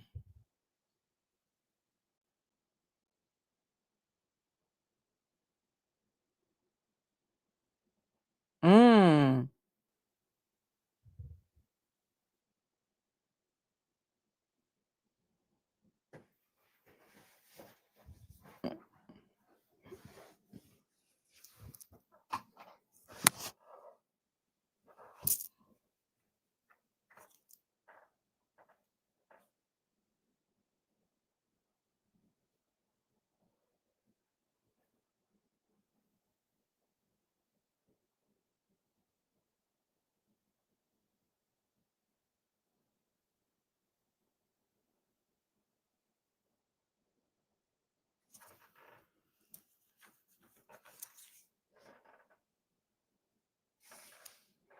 I love how he looks at his wife.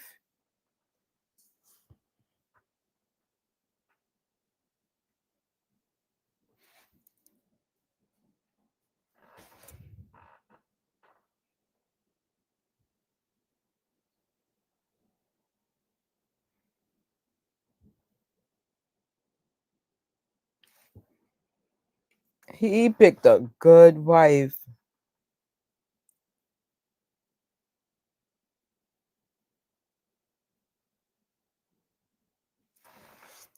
I was injured on my job in 2015 with a head injury, 22 staples in the head. I still work like tooting, eventually came back. So I'm so happy that you're here talking now. Head injuries could have very unforeseen consequences, and they're very hard to cure from. And look at you, 10 years later, still here, still rebuilding, but getting on your feet. That's really cool, Dan. And I'm sure you see life so different because you went through such a dark time.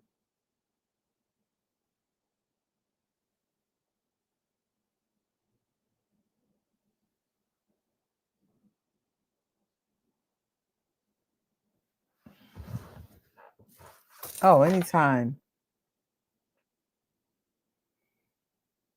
That's the one thing when you go through something tough, whether it's your own personal journey or helping someone go through it, it changes you and makes you more grateful. Yeah, heck yeah.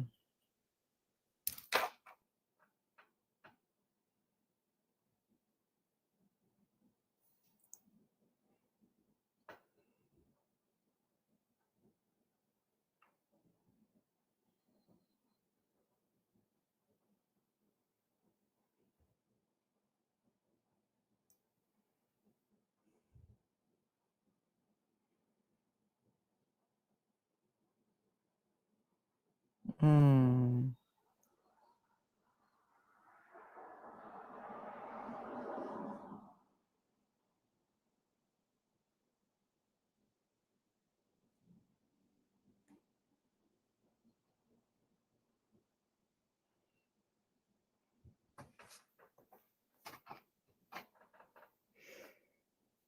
I remember I watched Jurassic Park in the theater 7 times that summer because I was so done with people at the time and I just wanted to be by myself.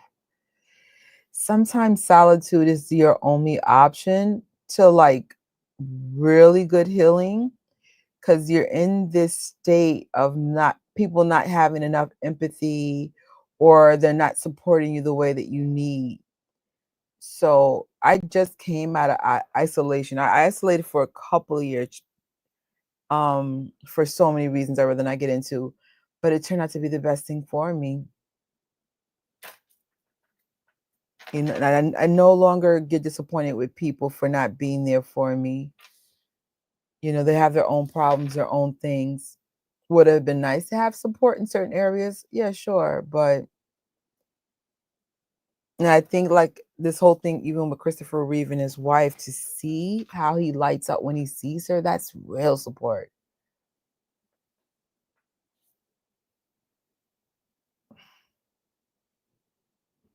Heck yeah. You sometimes even realize that the people in your life are not the people that you need. And so sometimes we tolerate behaviors because we don't have enough, I guess, self-love to say this person's not good for me. It could even be family, to be honest.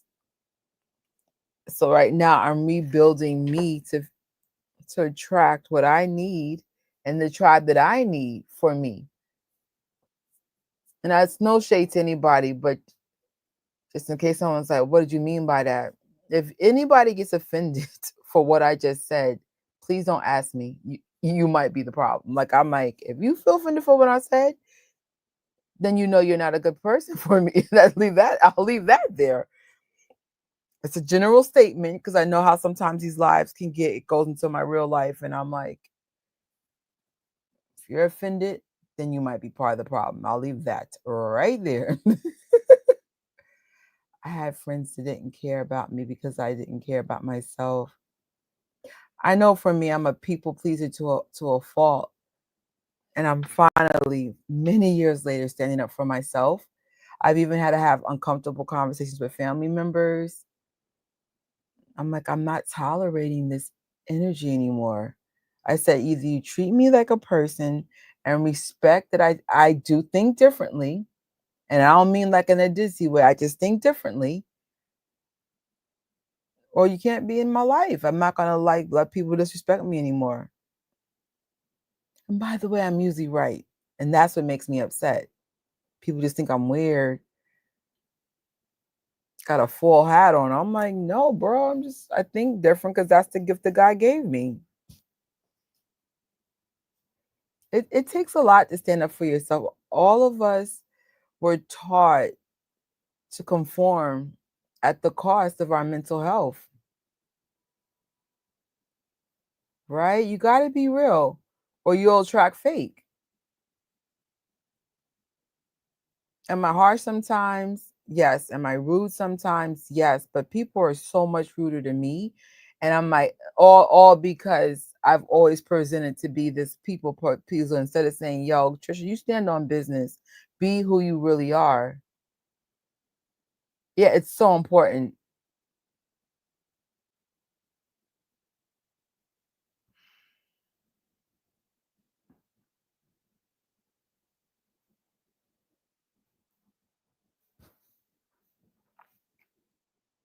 Heck yeah. But it took me so long to get to that point.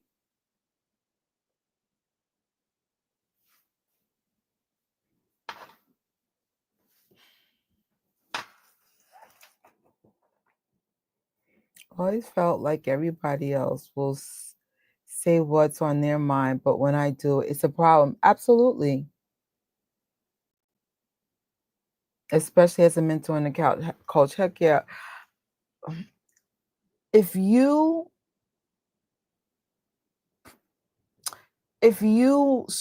I feel like when you dilute yourself to make other people's comfortable, people don't know who you really are.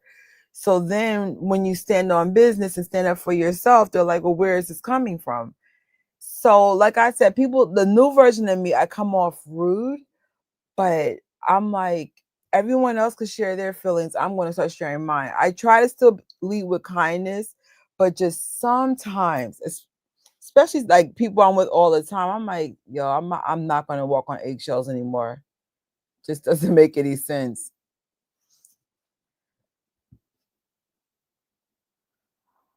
And I'm very, very selective who I spend my time with. Actually, I hang out with myself a lot alone. I mean, of course I'm with my family, but I mean like friend wise, a lot of people do not care for this newer version of me. And I'm like, I already told people, I said, my old self died when my mother died. Cause it's like, I had to become someone else. It's just something, sometimes you completely change when someone you love dies. Cause you're just like, why do I put up with so much stuff? And I'm so much happier for it. I'd rather be happy alone than to like have a fake tribe of insanity. It's just weird. And again, if anyone in my personal life is taking any of these statements personal, I advise you not to talk to me about it and work on you. And I'll leave that there because I was like, if anyone has an issue with what I said, I'm not taking it back.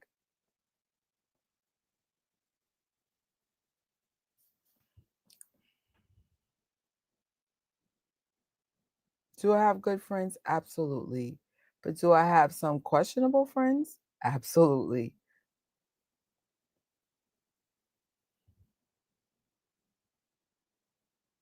And I'm not ever going to have conversations on either one. If you know who you are on either side, it's an opportunity to be a better person in life as I'm working on myself, being a better person in life.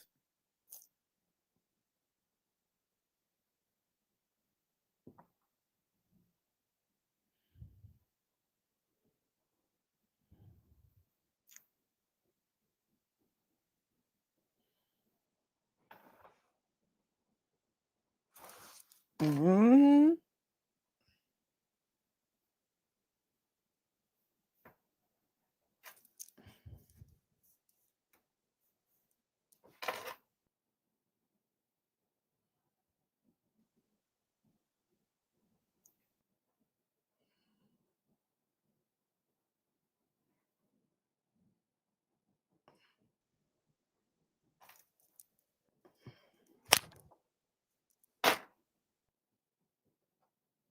Mm.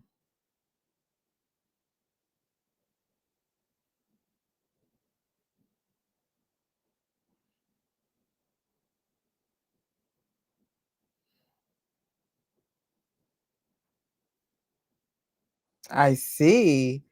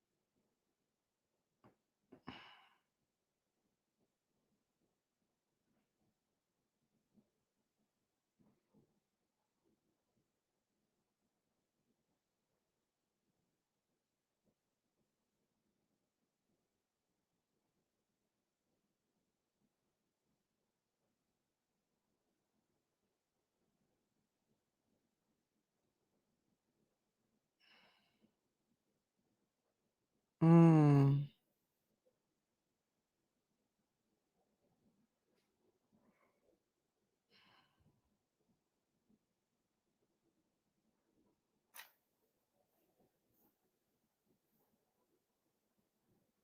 Mm.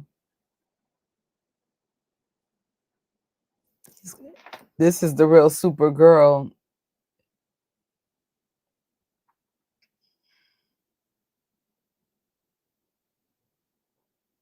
Mm.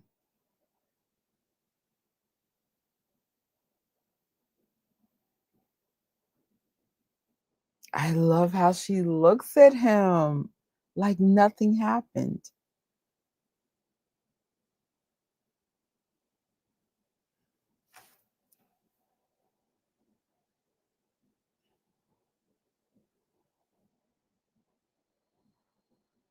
Hmm.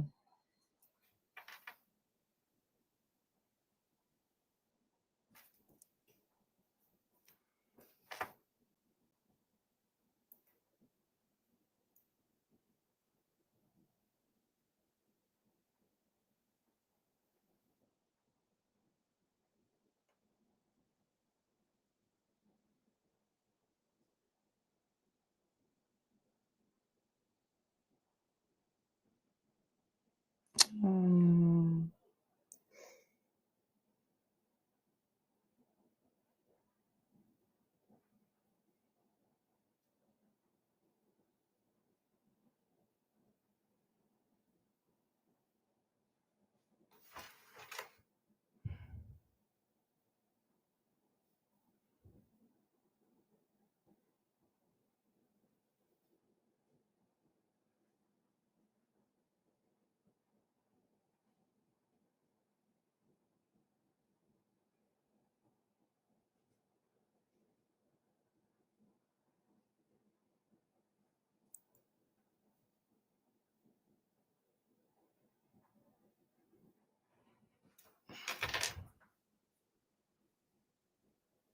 Yeah.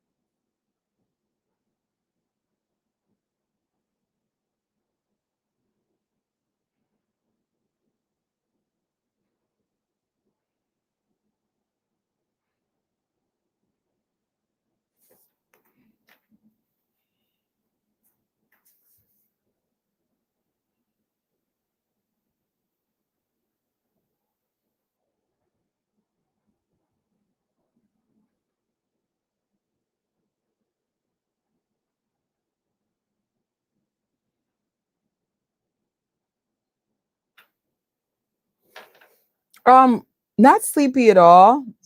But like I said, I took a really good nap. When I woke up, I'll be honest, I thought it was like 5 in the morning. Mentally, it brings me back to like a personal chapter in my life, but this is just more so inspiring to see like this is the lowest of his physical ability and he's using his story to inspire others and still be present, and that is a real flex because this is like a real injury. Like he is dependent on everyone to take care of him, and he still pushed through that. I'm done. uh,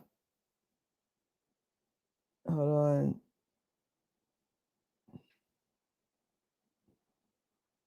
Mm.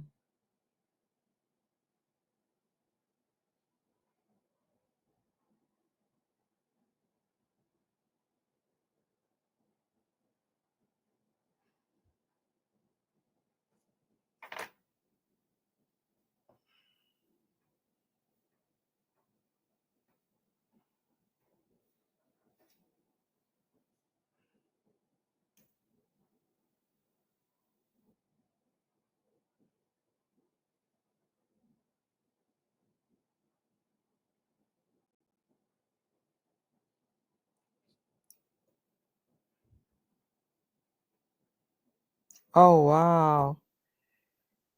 I was thinking he was able to wiggle one of his fingers at one point. Everyone was very hopeful.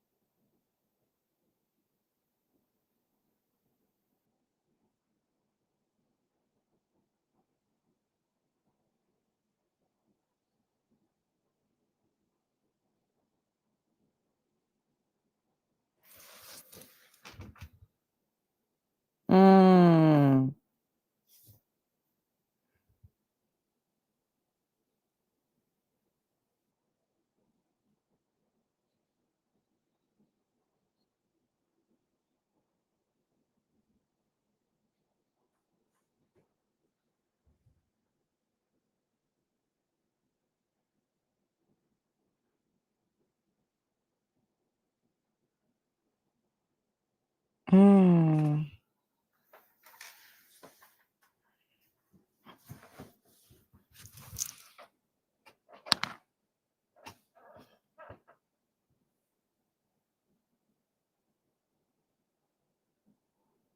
Wow.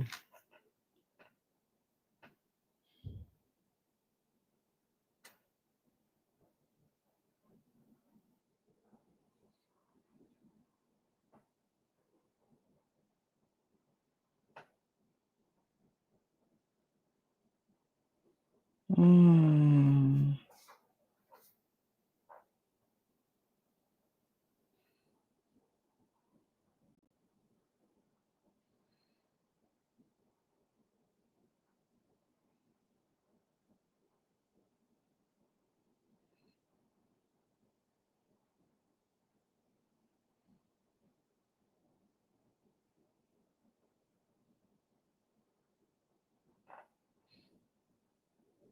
Mm.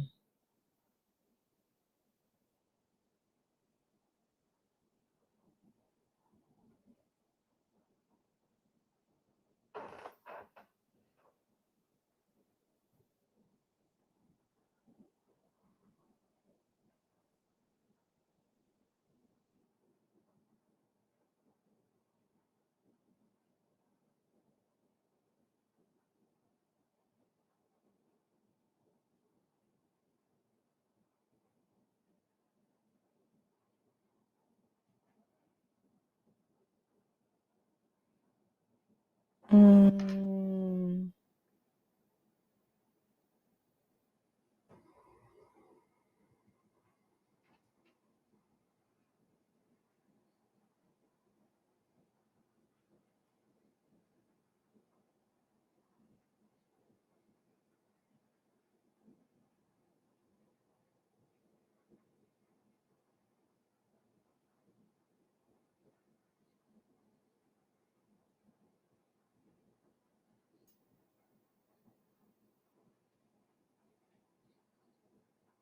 Mm. That's so crazy though that he passed away like just 9 years later, which is relatively short. 52 is considered young still.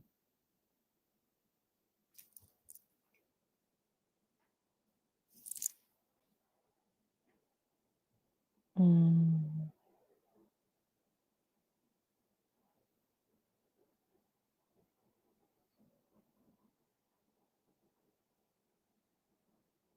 Oh.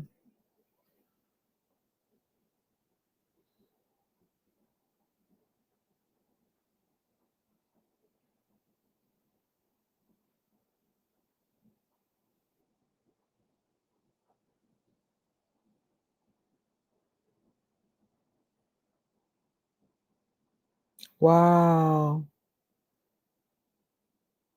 Wow. Mm.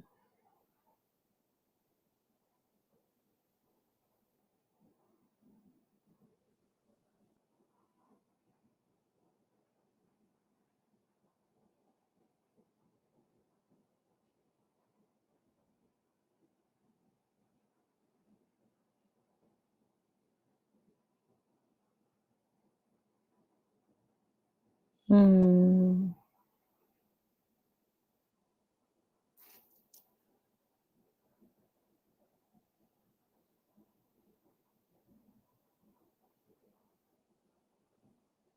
Mm. Mm.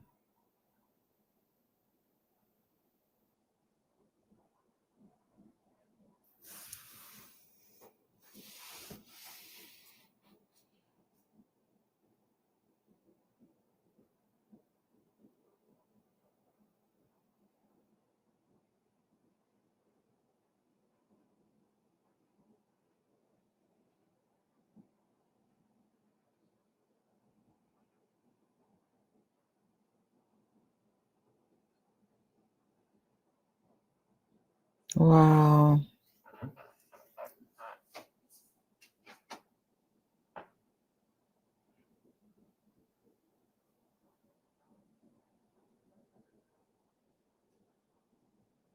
Dane is amazing.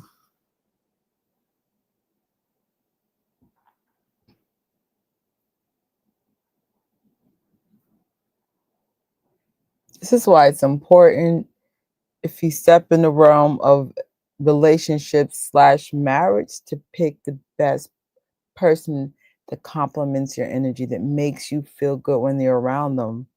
Anything less is betrayal to yourself. Trust that there is someone for you, like a Dana Reeves.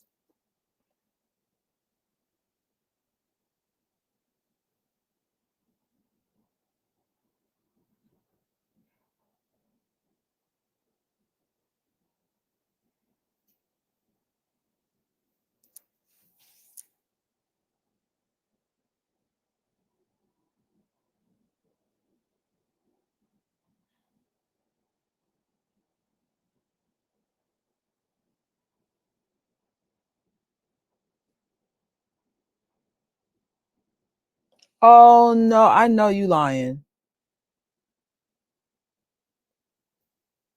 After all she's been through, now she has cancer?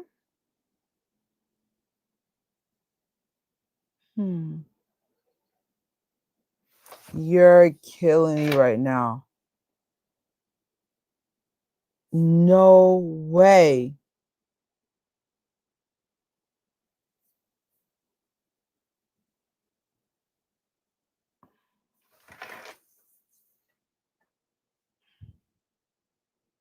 Oh.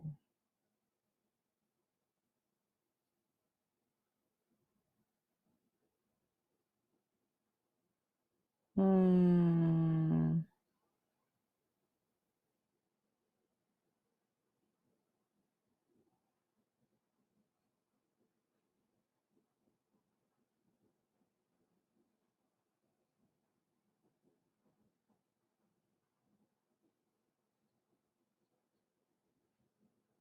Hmm. Hmm.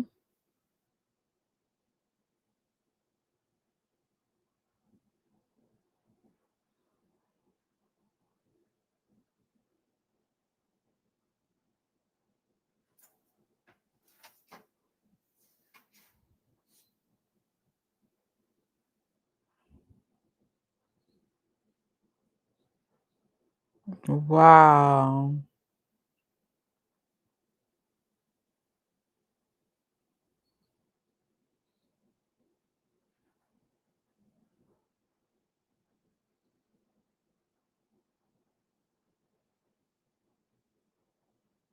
Oh, wow.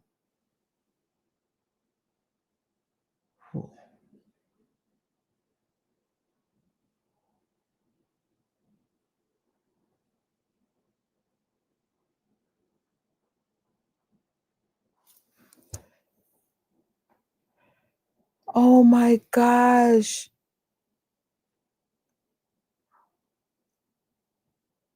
Huh.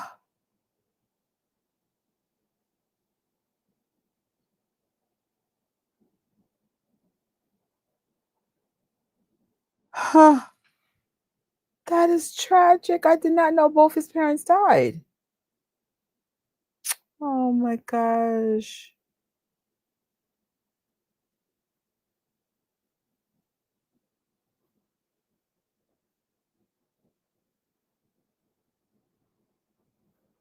He lost both parents. And the grandmother, I am done.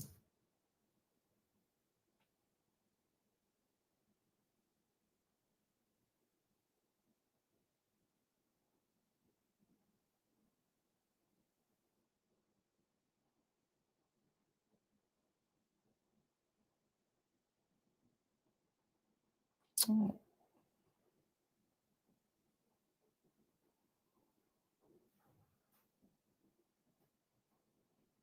And he's young when they pass away. It is a whole different dynamic when you lose a parent young as opposed to older. Unfortunately, I lost my dad after high school and my mom 5 years ago. And it is completely harder when you're younger. It's like a whole different level of grief because your whole world is completely upside down now. I mean, it's upside down regardless, but it's just different when you're an adult versus a young child or teenager. Wow.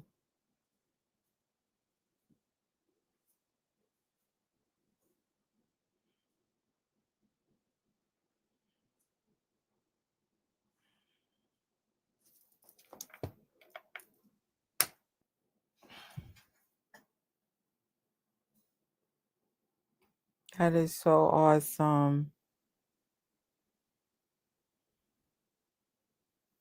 That's so awesome.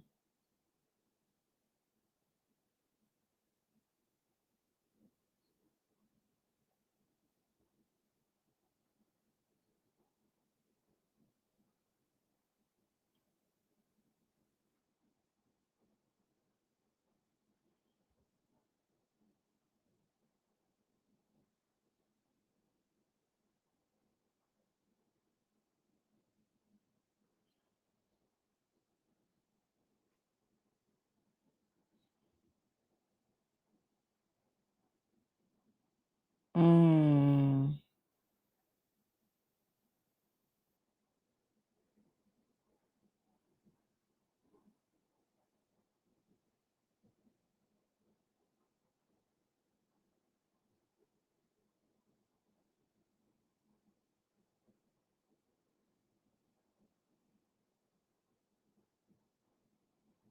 Wow.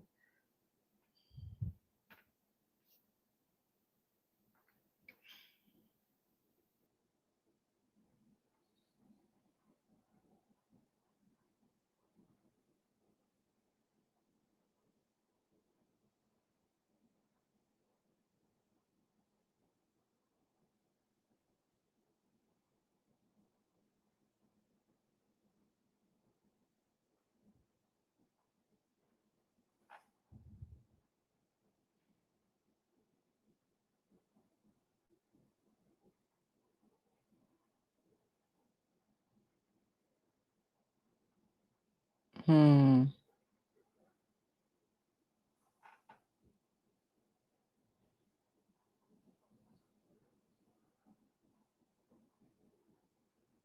That's so true.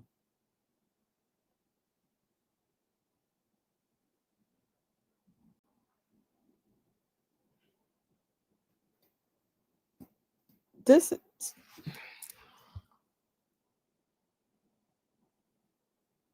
this is so inspiring, man.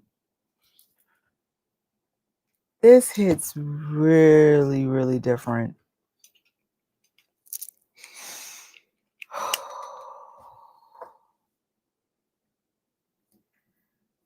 This was amazing to end the week like this. Um okay, let me just share my thoughts.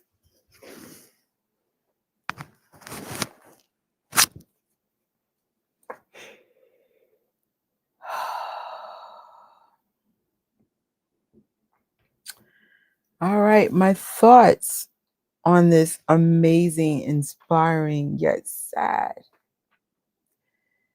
story of Christopher Reeves and Dana is such a beautiful bookend from seeing Superman the movie and the real Superman, Christopher Reeves. To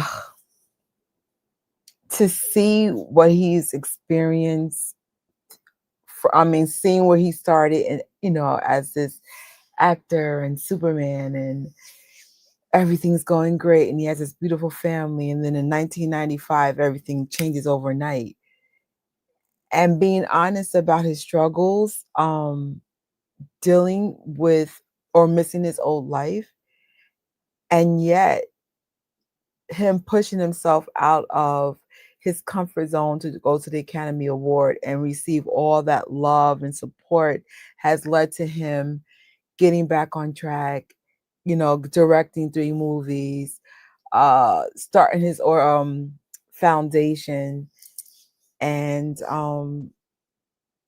giving thousands of people hope. That's the real flex. And if you're like me or Dan or any other person who've gone through some really tough stuff, it's not giving into that and pushing through that and telling your story and just saying, I'm not going to be a victim of this situation. I'm going to get back on track. I'm going to figure out how to get through this. I'm going to redefine my life. That's the real strength of a real superhero. That's what makes people extraordinary.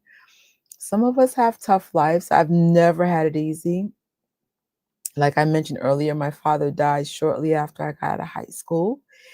And my life has not been the same. It's been like these constant challenges. And I'm lucky. I had my Dana was my mom.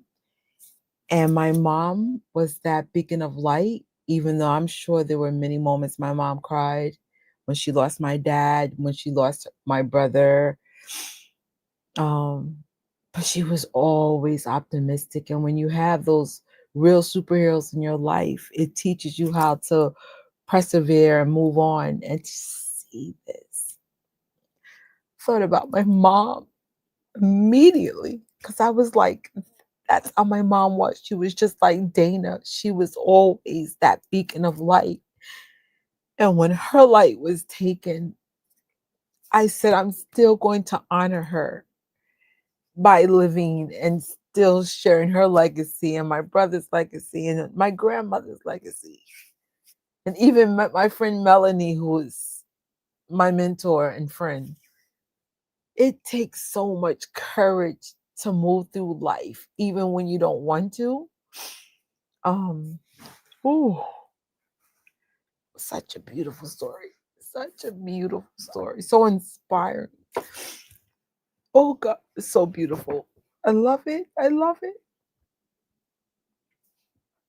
And I mean, I've had a tough year. I still can't talk about what happened, but I'm like, I'm not giving up on anything until it's time to go. Whether I live a long life, a short life, or something in between. Life is what you make it. And some of us really have it harder than others, but it's God's way of challenging you to be the best version of yourself. Everything I am is because nothing came easy. And look at Christopher's story, man. Like he could have gave up. He could have been a victim, but he said, no, I am going to change the world. I'm going to make a difference. And now his children is carrying on that legacy. So beautiful. And to his son, Will, I pray that you find, well, first I commend you for your honesty. And I pray that you lean on that your parents taught you everything you need to know to be the person that you are going to be in the future. If you're not in that process of developing who you need to be now, I am extremely sorry you lost your parents that young. That is unbelievably tough. I can't even imagine losing your parents so close apart and so young. I just pray that you lean on the inspiration that your parents made a difference and you are part of that legacy and you are continuing that legacy, and that you find first happiness within yourself. And God will, I think he's in the process of getting married, that you will have the kind of wife that your mother was to you or to your father. Like, oh, I knew this would hit chords, because I was like, oh my God, I know the story's going to be tough. Like I remember that Christopher Reeve accident and just inspired by what he was doing, and just to see the story unfold through this documentary is just so inspirational. It got me thinking like, all right, don't be a victim of your circumstances, rise above it. That's how your mother raised you to be. grandmother raised you to be, and my dad and my grandpa. So, unbelievable. Oh God, what a story. Thank you. I hope they are. I try. Sometimes I get in, I feel so, I'm not gonna lie, I still feel lost without my mom. It's something that I can't even put in words. Like when I lost my dad, I took that really, really hard, but I'm much closer to my mom than dad. Oh, I am my mom, like personality and everything, good or bad. I'm my mama and parts of my grandmother. And when you lose your support system, and initially, to all my aunties and even I have a good friend named Phyllis. She's older, like she's like my mom's age, but we get along really well. Like she was like, "You can lean on me. I could be your mom." I knew not to transfer that energy into another human, that I needed to transfer that energy into myself and learn to be independent and learn that my mom taught me everything that I needed to know, moving on without her. So it's hard, but my best friend recently told me, like, instead of reflecting on what you lost, be grateful for what you have. So I woke up today with a beautiful dress and a job. And I had some amazing kidney smoothie that made my freaking heart sing today. And then I got to watch Superman for another 5 hours. And then I always thank God that I have a home in a city where I see so much homeless. And so, with the mindset of be grateful for what you were given for today, has helped me move forward in a way that I needed. Hey, Jazz. um, Surround yourself by people that make you feel good, that they're in your life, and the ones that don't make you feel good, start having a conversation. Slowly walk away and take ownership to your life of being authentically you. So it's a process. Everything's a process. Nothing's perfect. Some days I'm super, super silly and happy, and other days I just go, I wish mommy was here, or I wish this was there. But nothing's going to change. You just got to move forward and move forward with purpose, because before we know it, we'll be gone. And Lord willing, we'll be with our loved ones. I'm a Christian, so I know I'll see my mom. I always say my mom's on vacation, because that's when my mom went on vacation, she would say, Trisha, because I used to talk to my mom every freaking day. My mom would go, I'm on vacation, Trisha. I need you to not call me every day. So it never fails. Around the 8th day, she goes, I missed you. I just wanted to hear your voice. And I said, I thought you said don't talk to you on vacation. She goes, I just needed a couple of days away, but I miss you. And I used to always tell my brother, Mommy's on vacation. She's not gone. It's just she's on vacation. Can't speak to her right now. It's awesome though. My ex-girlfriend of many years lost her mom to cancer. Sorry to hear that. When I was with her, there was no consulting her whatsoever.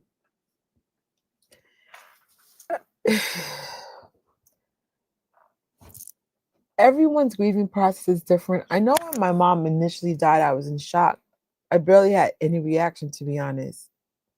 That was God's protection, because if I felt that pain in real time, I wouldn't be able to bury her or take care of whatever came with that. Sometimes it's hard for people to get through things like that. And I'm sorry that you couldn't figure out how to help her. It's tough. When my father died, I actually was engaged to somebody, and they were amazing. They were like such a beacon of light. But my fiance and I, we were like best friends. Like I told y'all the other day, most of my boyfriends are homies that I hung out with that just one day said, I want you to be more than my homegirl. And so I've been lucky. I've had some amazing boyfriends slash fiance that always knew how to, like, I guess, get me through rough things. But sometimes grief, though, is so deep. Like, no matter how good of a boyfriend or girlfriend you are, there's no console. Like, I have someone like that. Every time I talk to them, they're crying, they can't get it together, and I feel helpless. Like, I could relate to some point, but I would say my superhero power is I can always find the joke in everything, even in the most tragic situation. Like, my friends be like I'll cry, and then like 10 minutes later I'll be fine, as long as I just get that pain out, and then it's like nothing happened. And so, like, God has given me this gift of joy that I even, like, I could be pissed, I could even rant about something, but like later on that day just be like, fine, I just needed to get it out. So sometimes some people, you can't help them. It's the grief is just so heavy, it's deep. And I have experienced that. I have it's and it's crazy. Irony is my mom got me through that. Like, I was like suicidal years ago over a death that I experienced, something really tragic. And my mom was like helping me read the Bible and pray and just keeping me on a path. She took me to Disney. We went on a family cruise. Like, my mom is like, I'm going to help my daughter heal. But mothers are superheroes. Not everyone has those superheroes and those Danas in your life. So,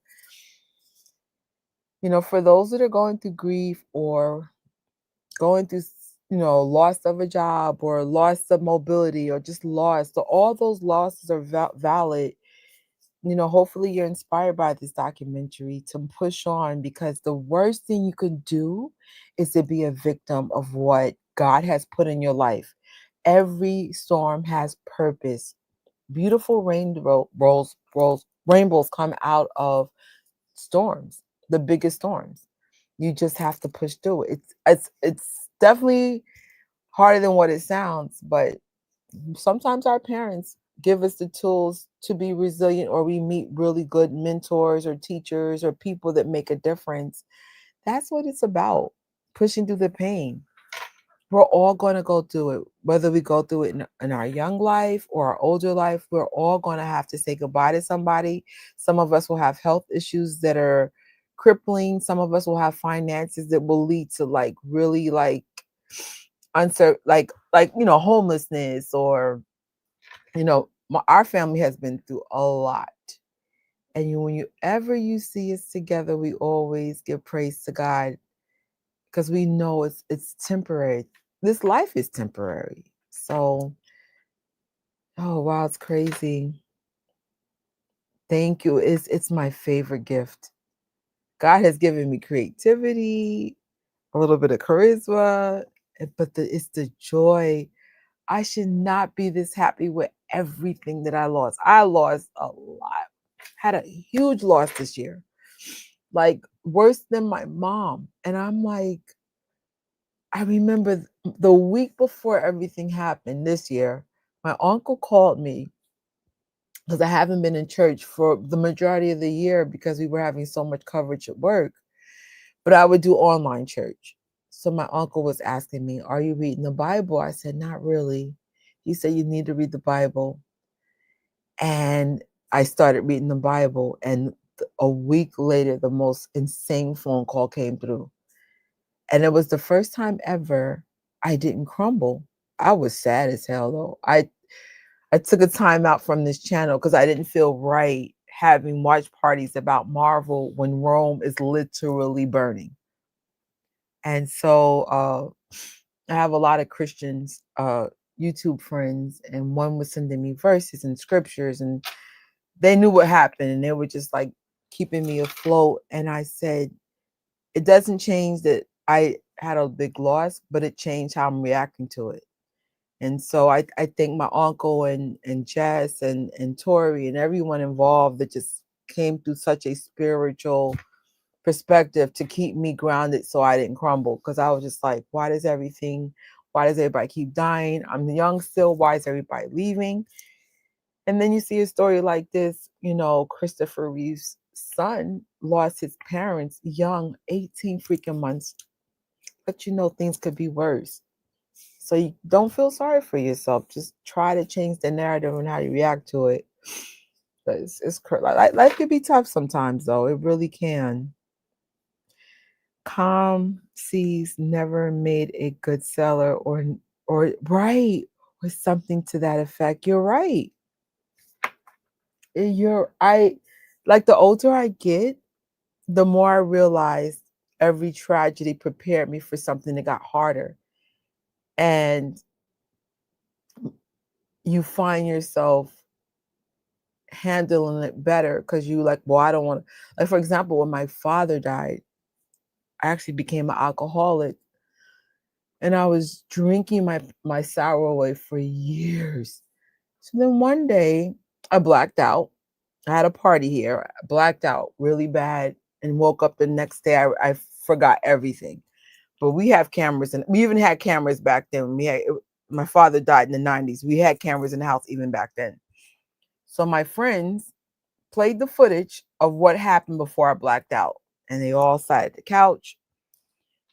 Now I want you to keep in mind, though, most of my friends were alcoholics. So here's the irony of this intervention. So they're all sitting me down, and they said, you were spiraling and you need help. And I was pissed that a bunch of alcoholics were telling me I was an alcoholic. It was like, kettle calling black, are you kidding me? But I received what my cousins and friends had to say. Of course, I had to see the footage of what happened before everything went really bad. And as I still see the footage to this day. This is like right before I went back to college. I went back to college in 2004. And I think the intervention happened in that era. And then one day I said, okay, we're not going to drink today. And then one day became two. And then two became a year. And then I started going back to church. And eventually I went back to college. And it's like real friends are going to tell you suck and tell you you're not good. And so I didn't want to like ever grieve with alcohol again. And I still grieve with food. So if you ever see my weight fluctuating, that's usually causing it. So this year, someone really big passed away, and I said we're not gonna eat ourselves into food comas and hospitals. We're going to. I actually end up fasting this year, and that's when I realized that there's power and pushing through the pain. Like I was like, I don't want to keep lean on things to get through stuff. So, I nothing's perfect, and I'm sure there's going to be other challenges in my life that's going to make me want to drink or eat, but I was like, I don't want to be this person anymore. I want to be able to lean on God and say, God put me here for a reason. There's purpose in this. So it's crazy. Life is crazy, especially if you're Gen X. It's that era where either you're not good or your family's not good. It's tough because you're aging and things come with it. That's why I always tell people, take your health serious and never take a day for granted. You never know what's going to change. Like, could you imagine Christopher Reeve is living his best life. He's riding on a horse, and then the next second he's paralyzed. And it changed his life forever. He never got to walk again. But he had that faith that he would. And he still, his foundation still is making advances and changing like no other. So even if you never get to achieve those things that you want to achieve, it's the journey of getting there, the hope of that it really might happen. That's awesome, man. Yeah, it all starts with day one. Like, and if you fall off, right? Because I fall off sometimes. Not with alcohol, food. You just start all over and you just do better the next time. I dealt with depression and anxiety with alcohol for many years. I wish I could have had that time back, but I'm glad to be sober. Congratulations. Alcohol's tricky. It's similar to food. because alcohol, one, is legal, and two, is socially acceptable. Um, Sometimes you could have triggers.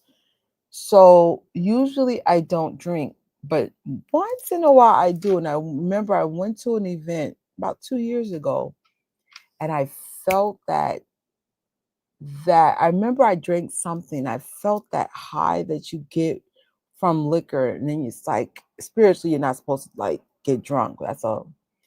And I caught myself. I felt myself like craving liquor again. So I was like, God, like, you know, I don't want to be an alcoholic. Like, it's crazy. You got all this stuff coming out your pores. You're not making the best decisions. You're blacking out. I don't want to be that person again. And thank God I didn't spiral, but that taught me like don't fall into peer pressure or I'm New York. Like I said, New York, all we do is drink and go to restaurants. That's why I don't hang out with most of my friends anymore. I was like, I don't do that anymore.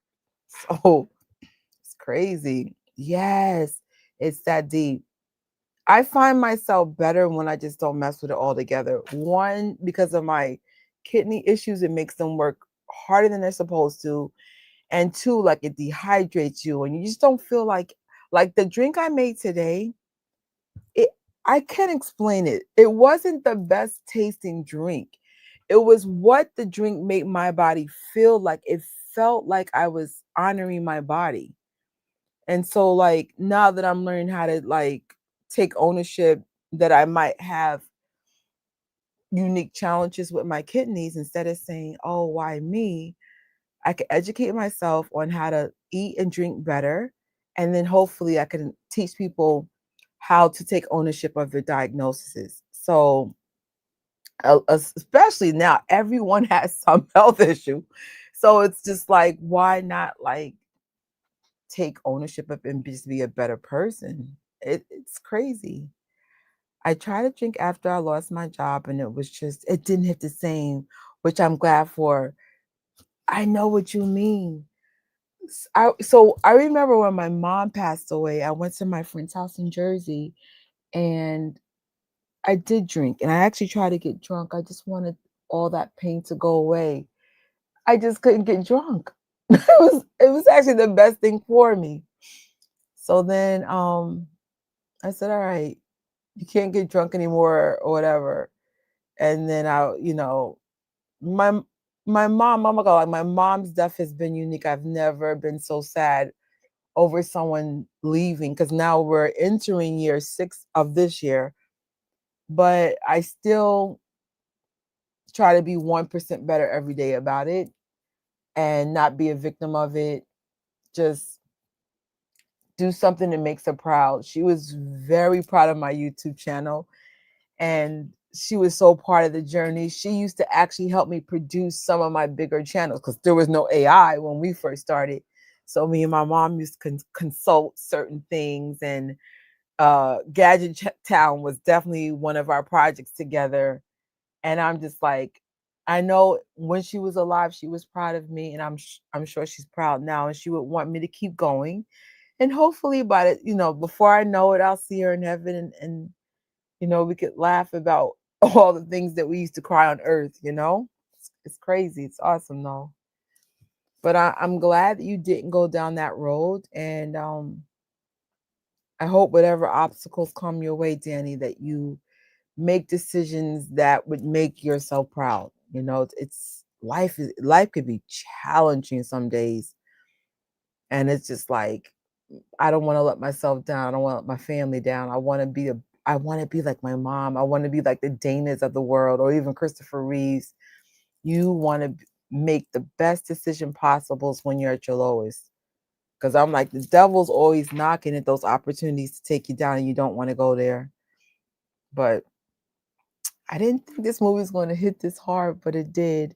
But I'm grateful for it. When I get back up from my my nap today, I'm going to go in head first, get these videos done, do whatever I got to do for the day, and be grateful for another day, another opportunity. I'm very grateful to have done this Superman series with you guys.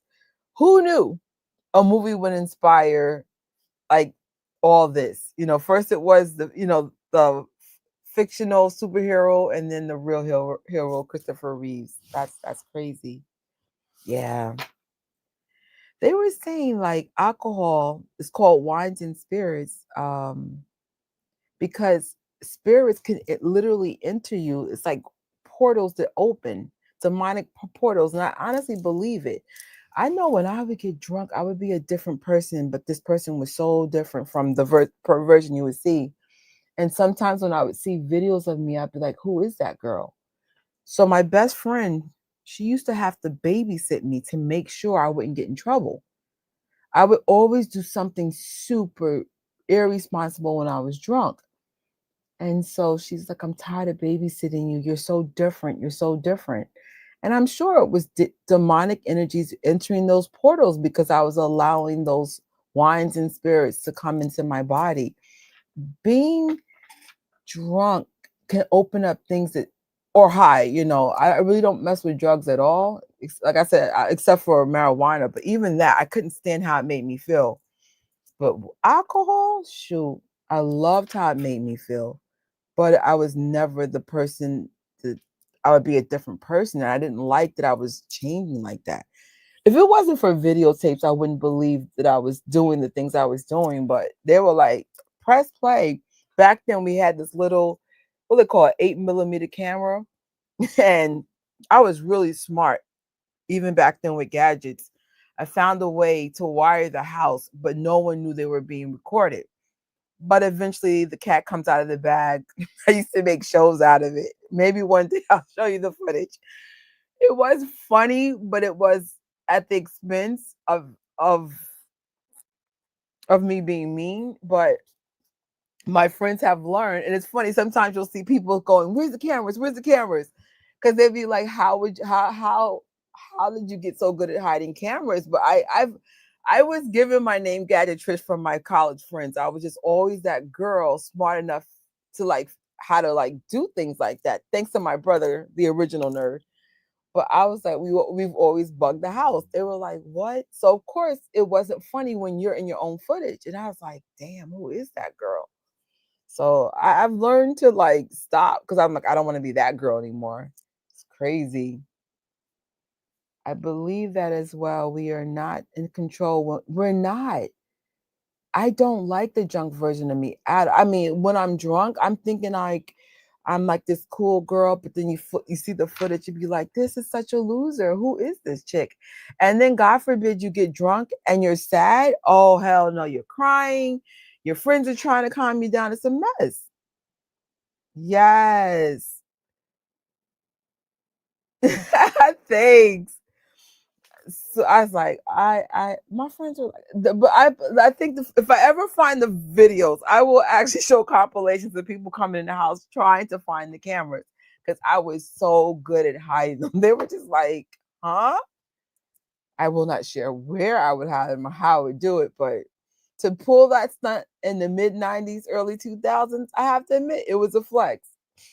Now it's easy because cameras are little, but I used to use camcorders and find ways to feed it into like a VCR. And then I would put it at the lowest quality so it could tape the house all day. Then I would review the tapes and then I would make videos from what I would catch on tape. But then, like I said, it backfired. It got to the wrong person. Then it was like, oh, you're messed up. You suck. And I was like, well, don't do dumb stuff in my house. So the gig is up. Everyone knows there's cameras here all the time, but it was funny when they didn't. Yes. So I don't know that. So I got let me tell you, I've always been the financing girl because like I said, I'm not from money, but I'm resourceful. I got this little 8mm. It was expensive as hell. Player. And then I would run the camera through that. And I remember I financed, I think it was like $1,000 to get this thing. And I was like, oh, I wonder if you could tape the house this way. Could you? I miss Radio Shack because that was Amazon before Amazon did financing. Then I would finance stuff through Sears when Sears existed, and then I would finance stuff through Best Buy, and now it's Amazon. One day though, I would like to be able to afford the things that I want, but If financing gets me through with zero interest, it is what it is. But yes, it's a journey. Life has been interesting. Like right now, I'm in my healing stage. Like my goal is to heal my body. Like one thing I learned about fasting, when your gut and your body is not balanced, it affects everything, even how you think. It like depression, all that stuff is connected to your body. Like it mainly your gut, your food, what you put in your body.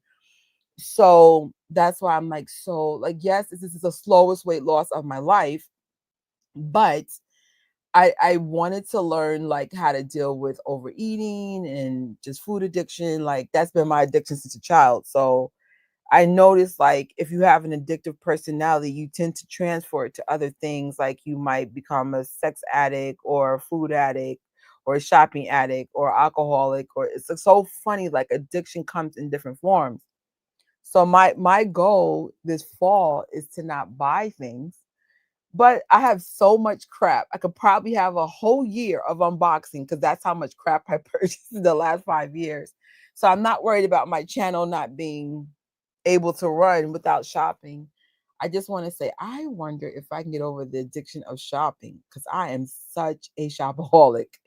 And I get it. That's part of grieving too. It's so funny how things transfer in different areas. So it's tough.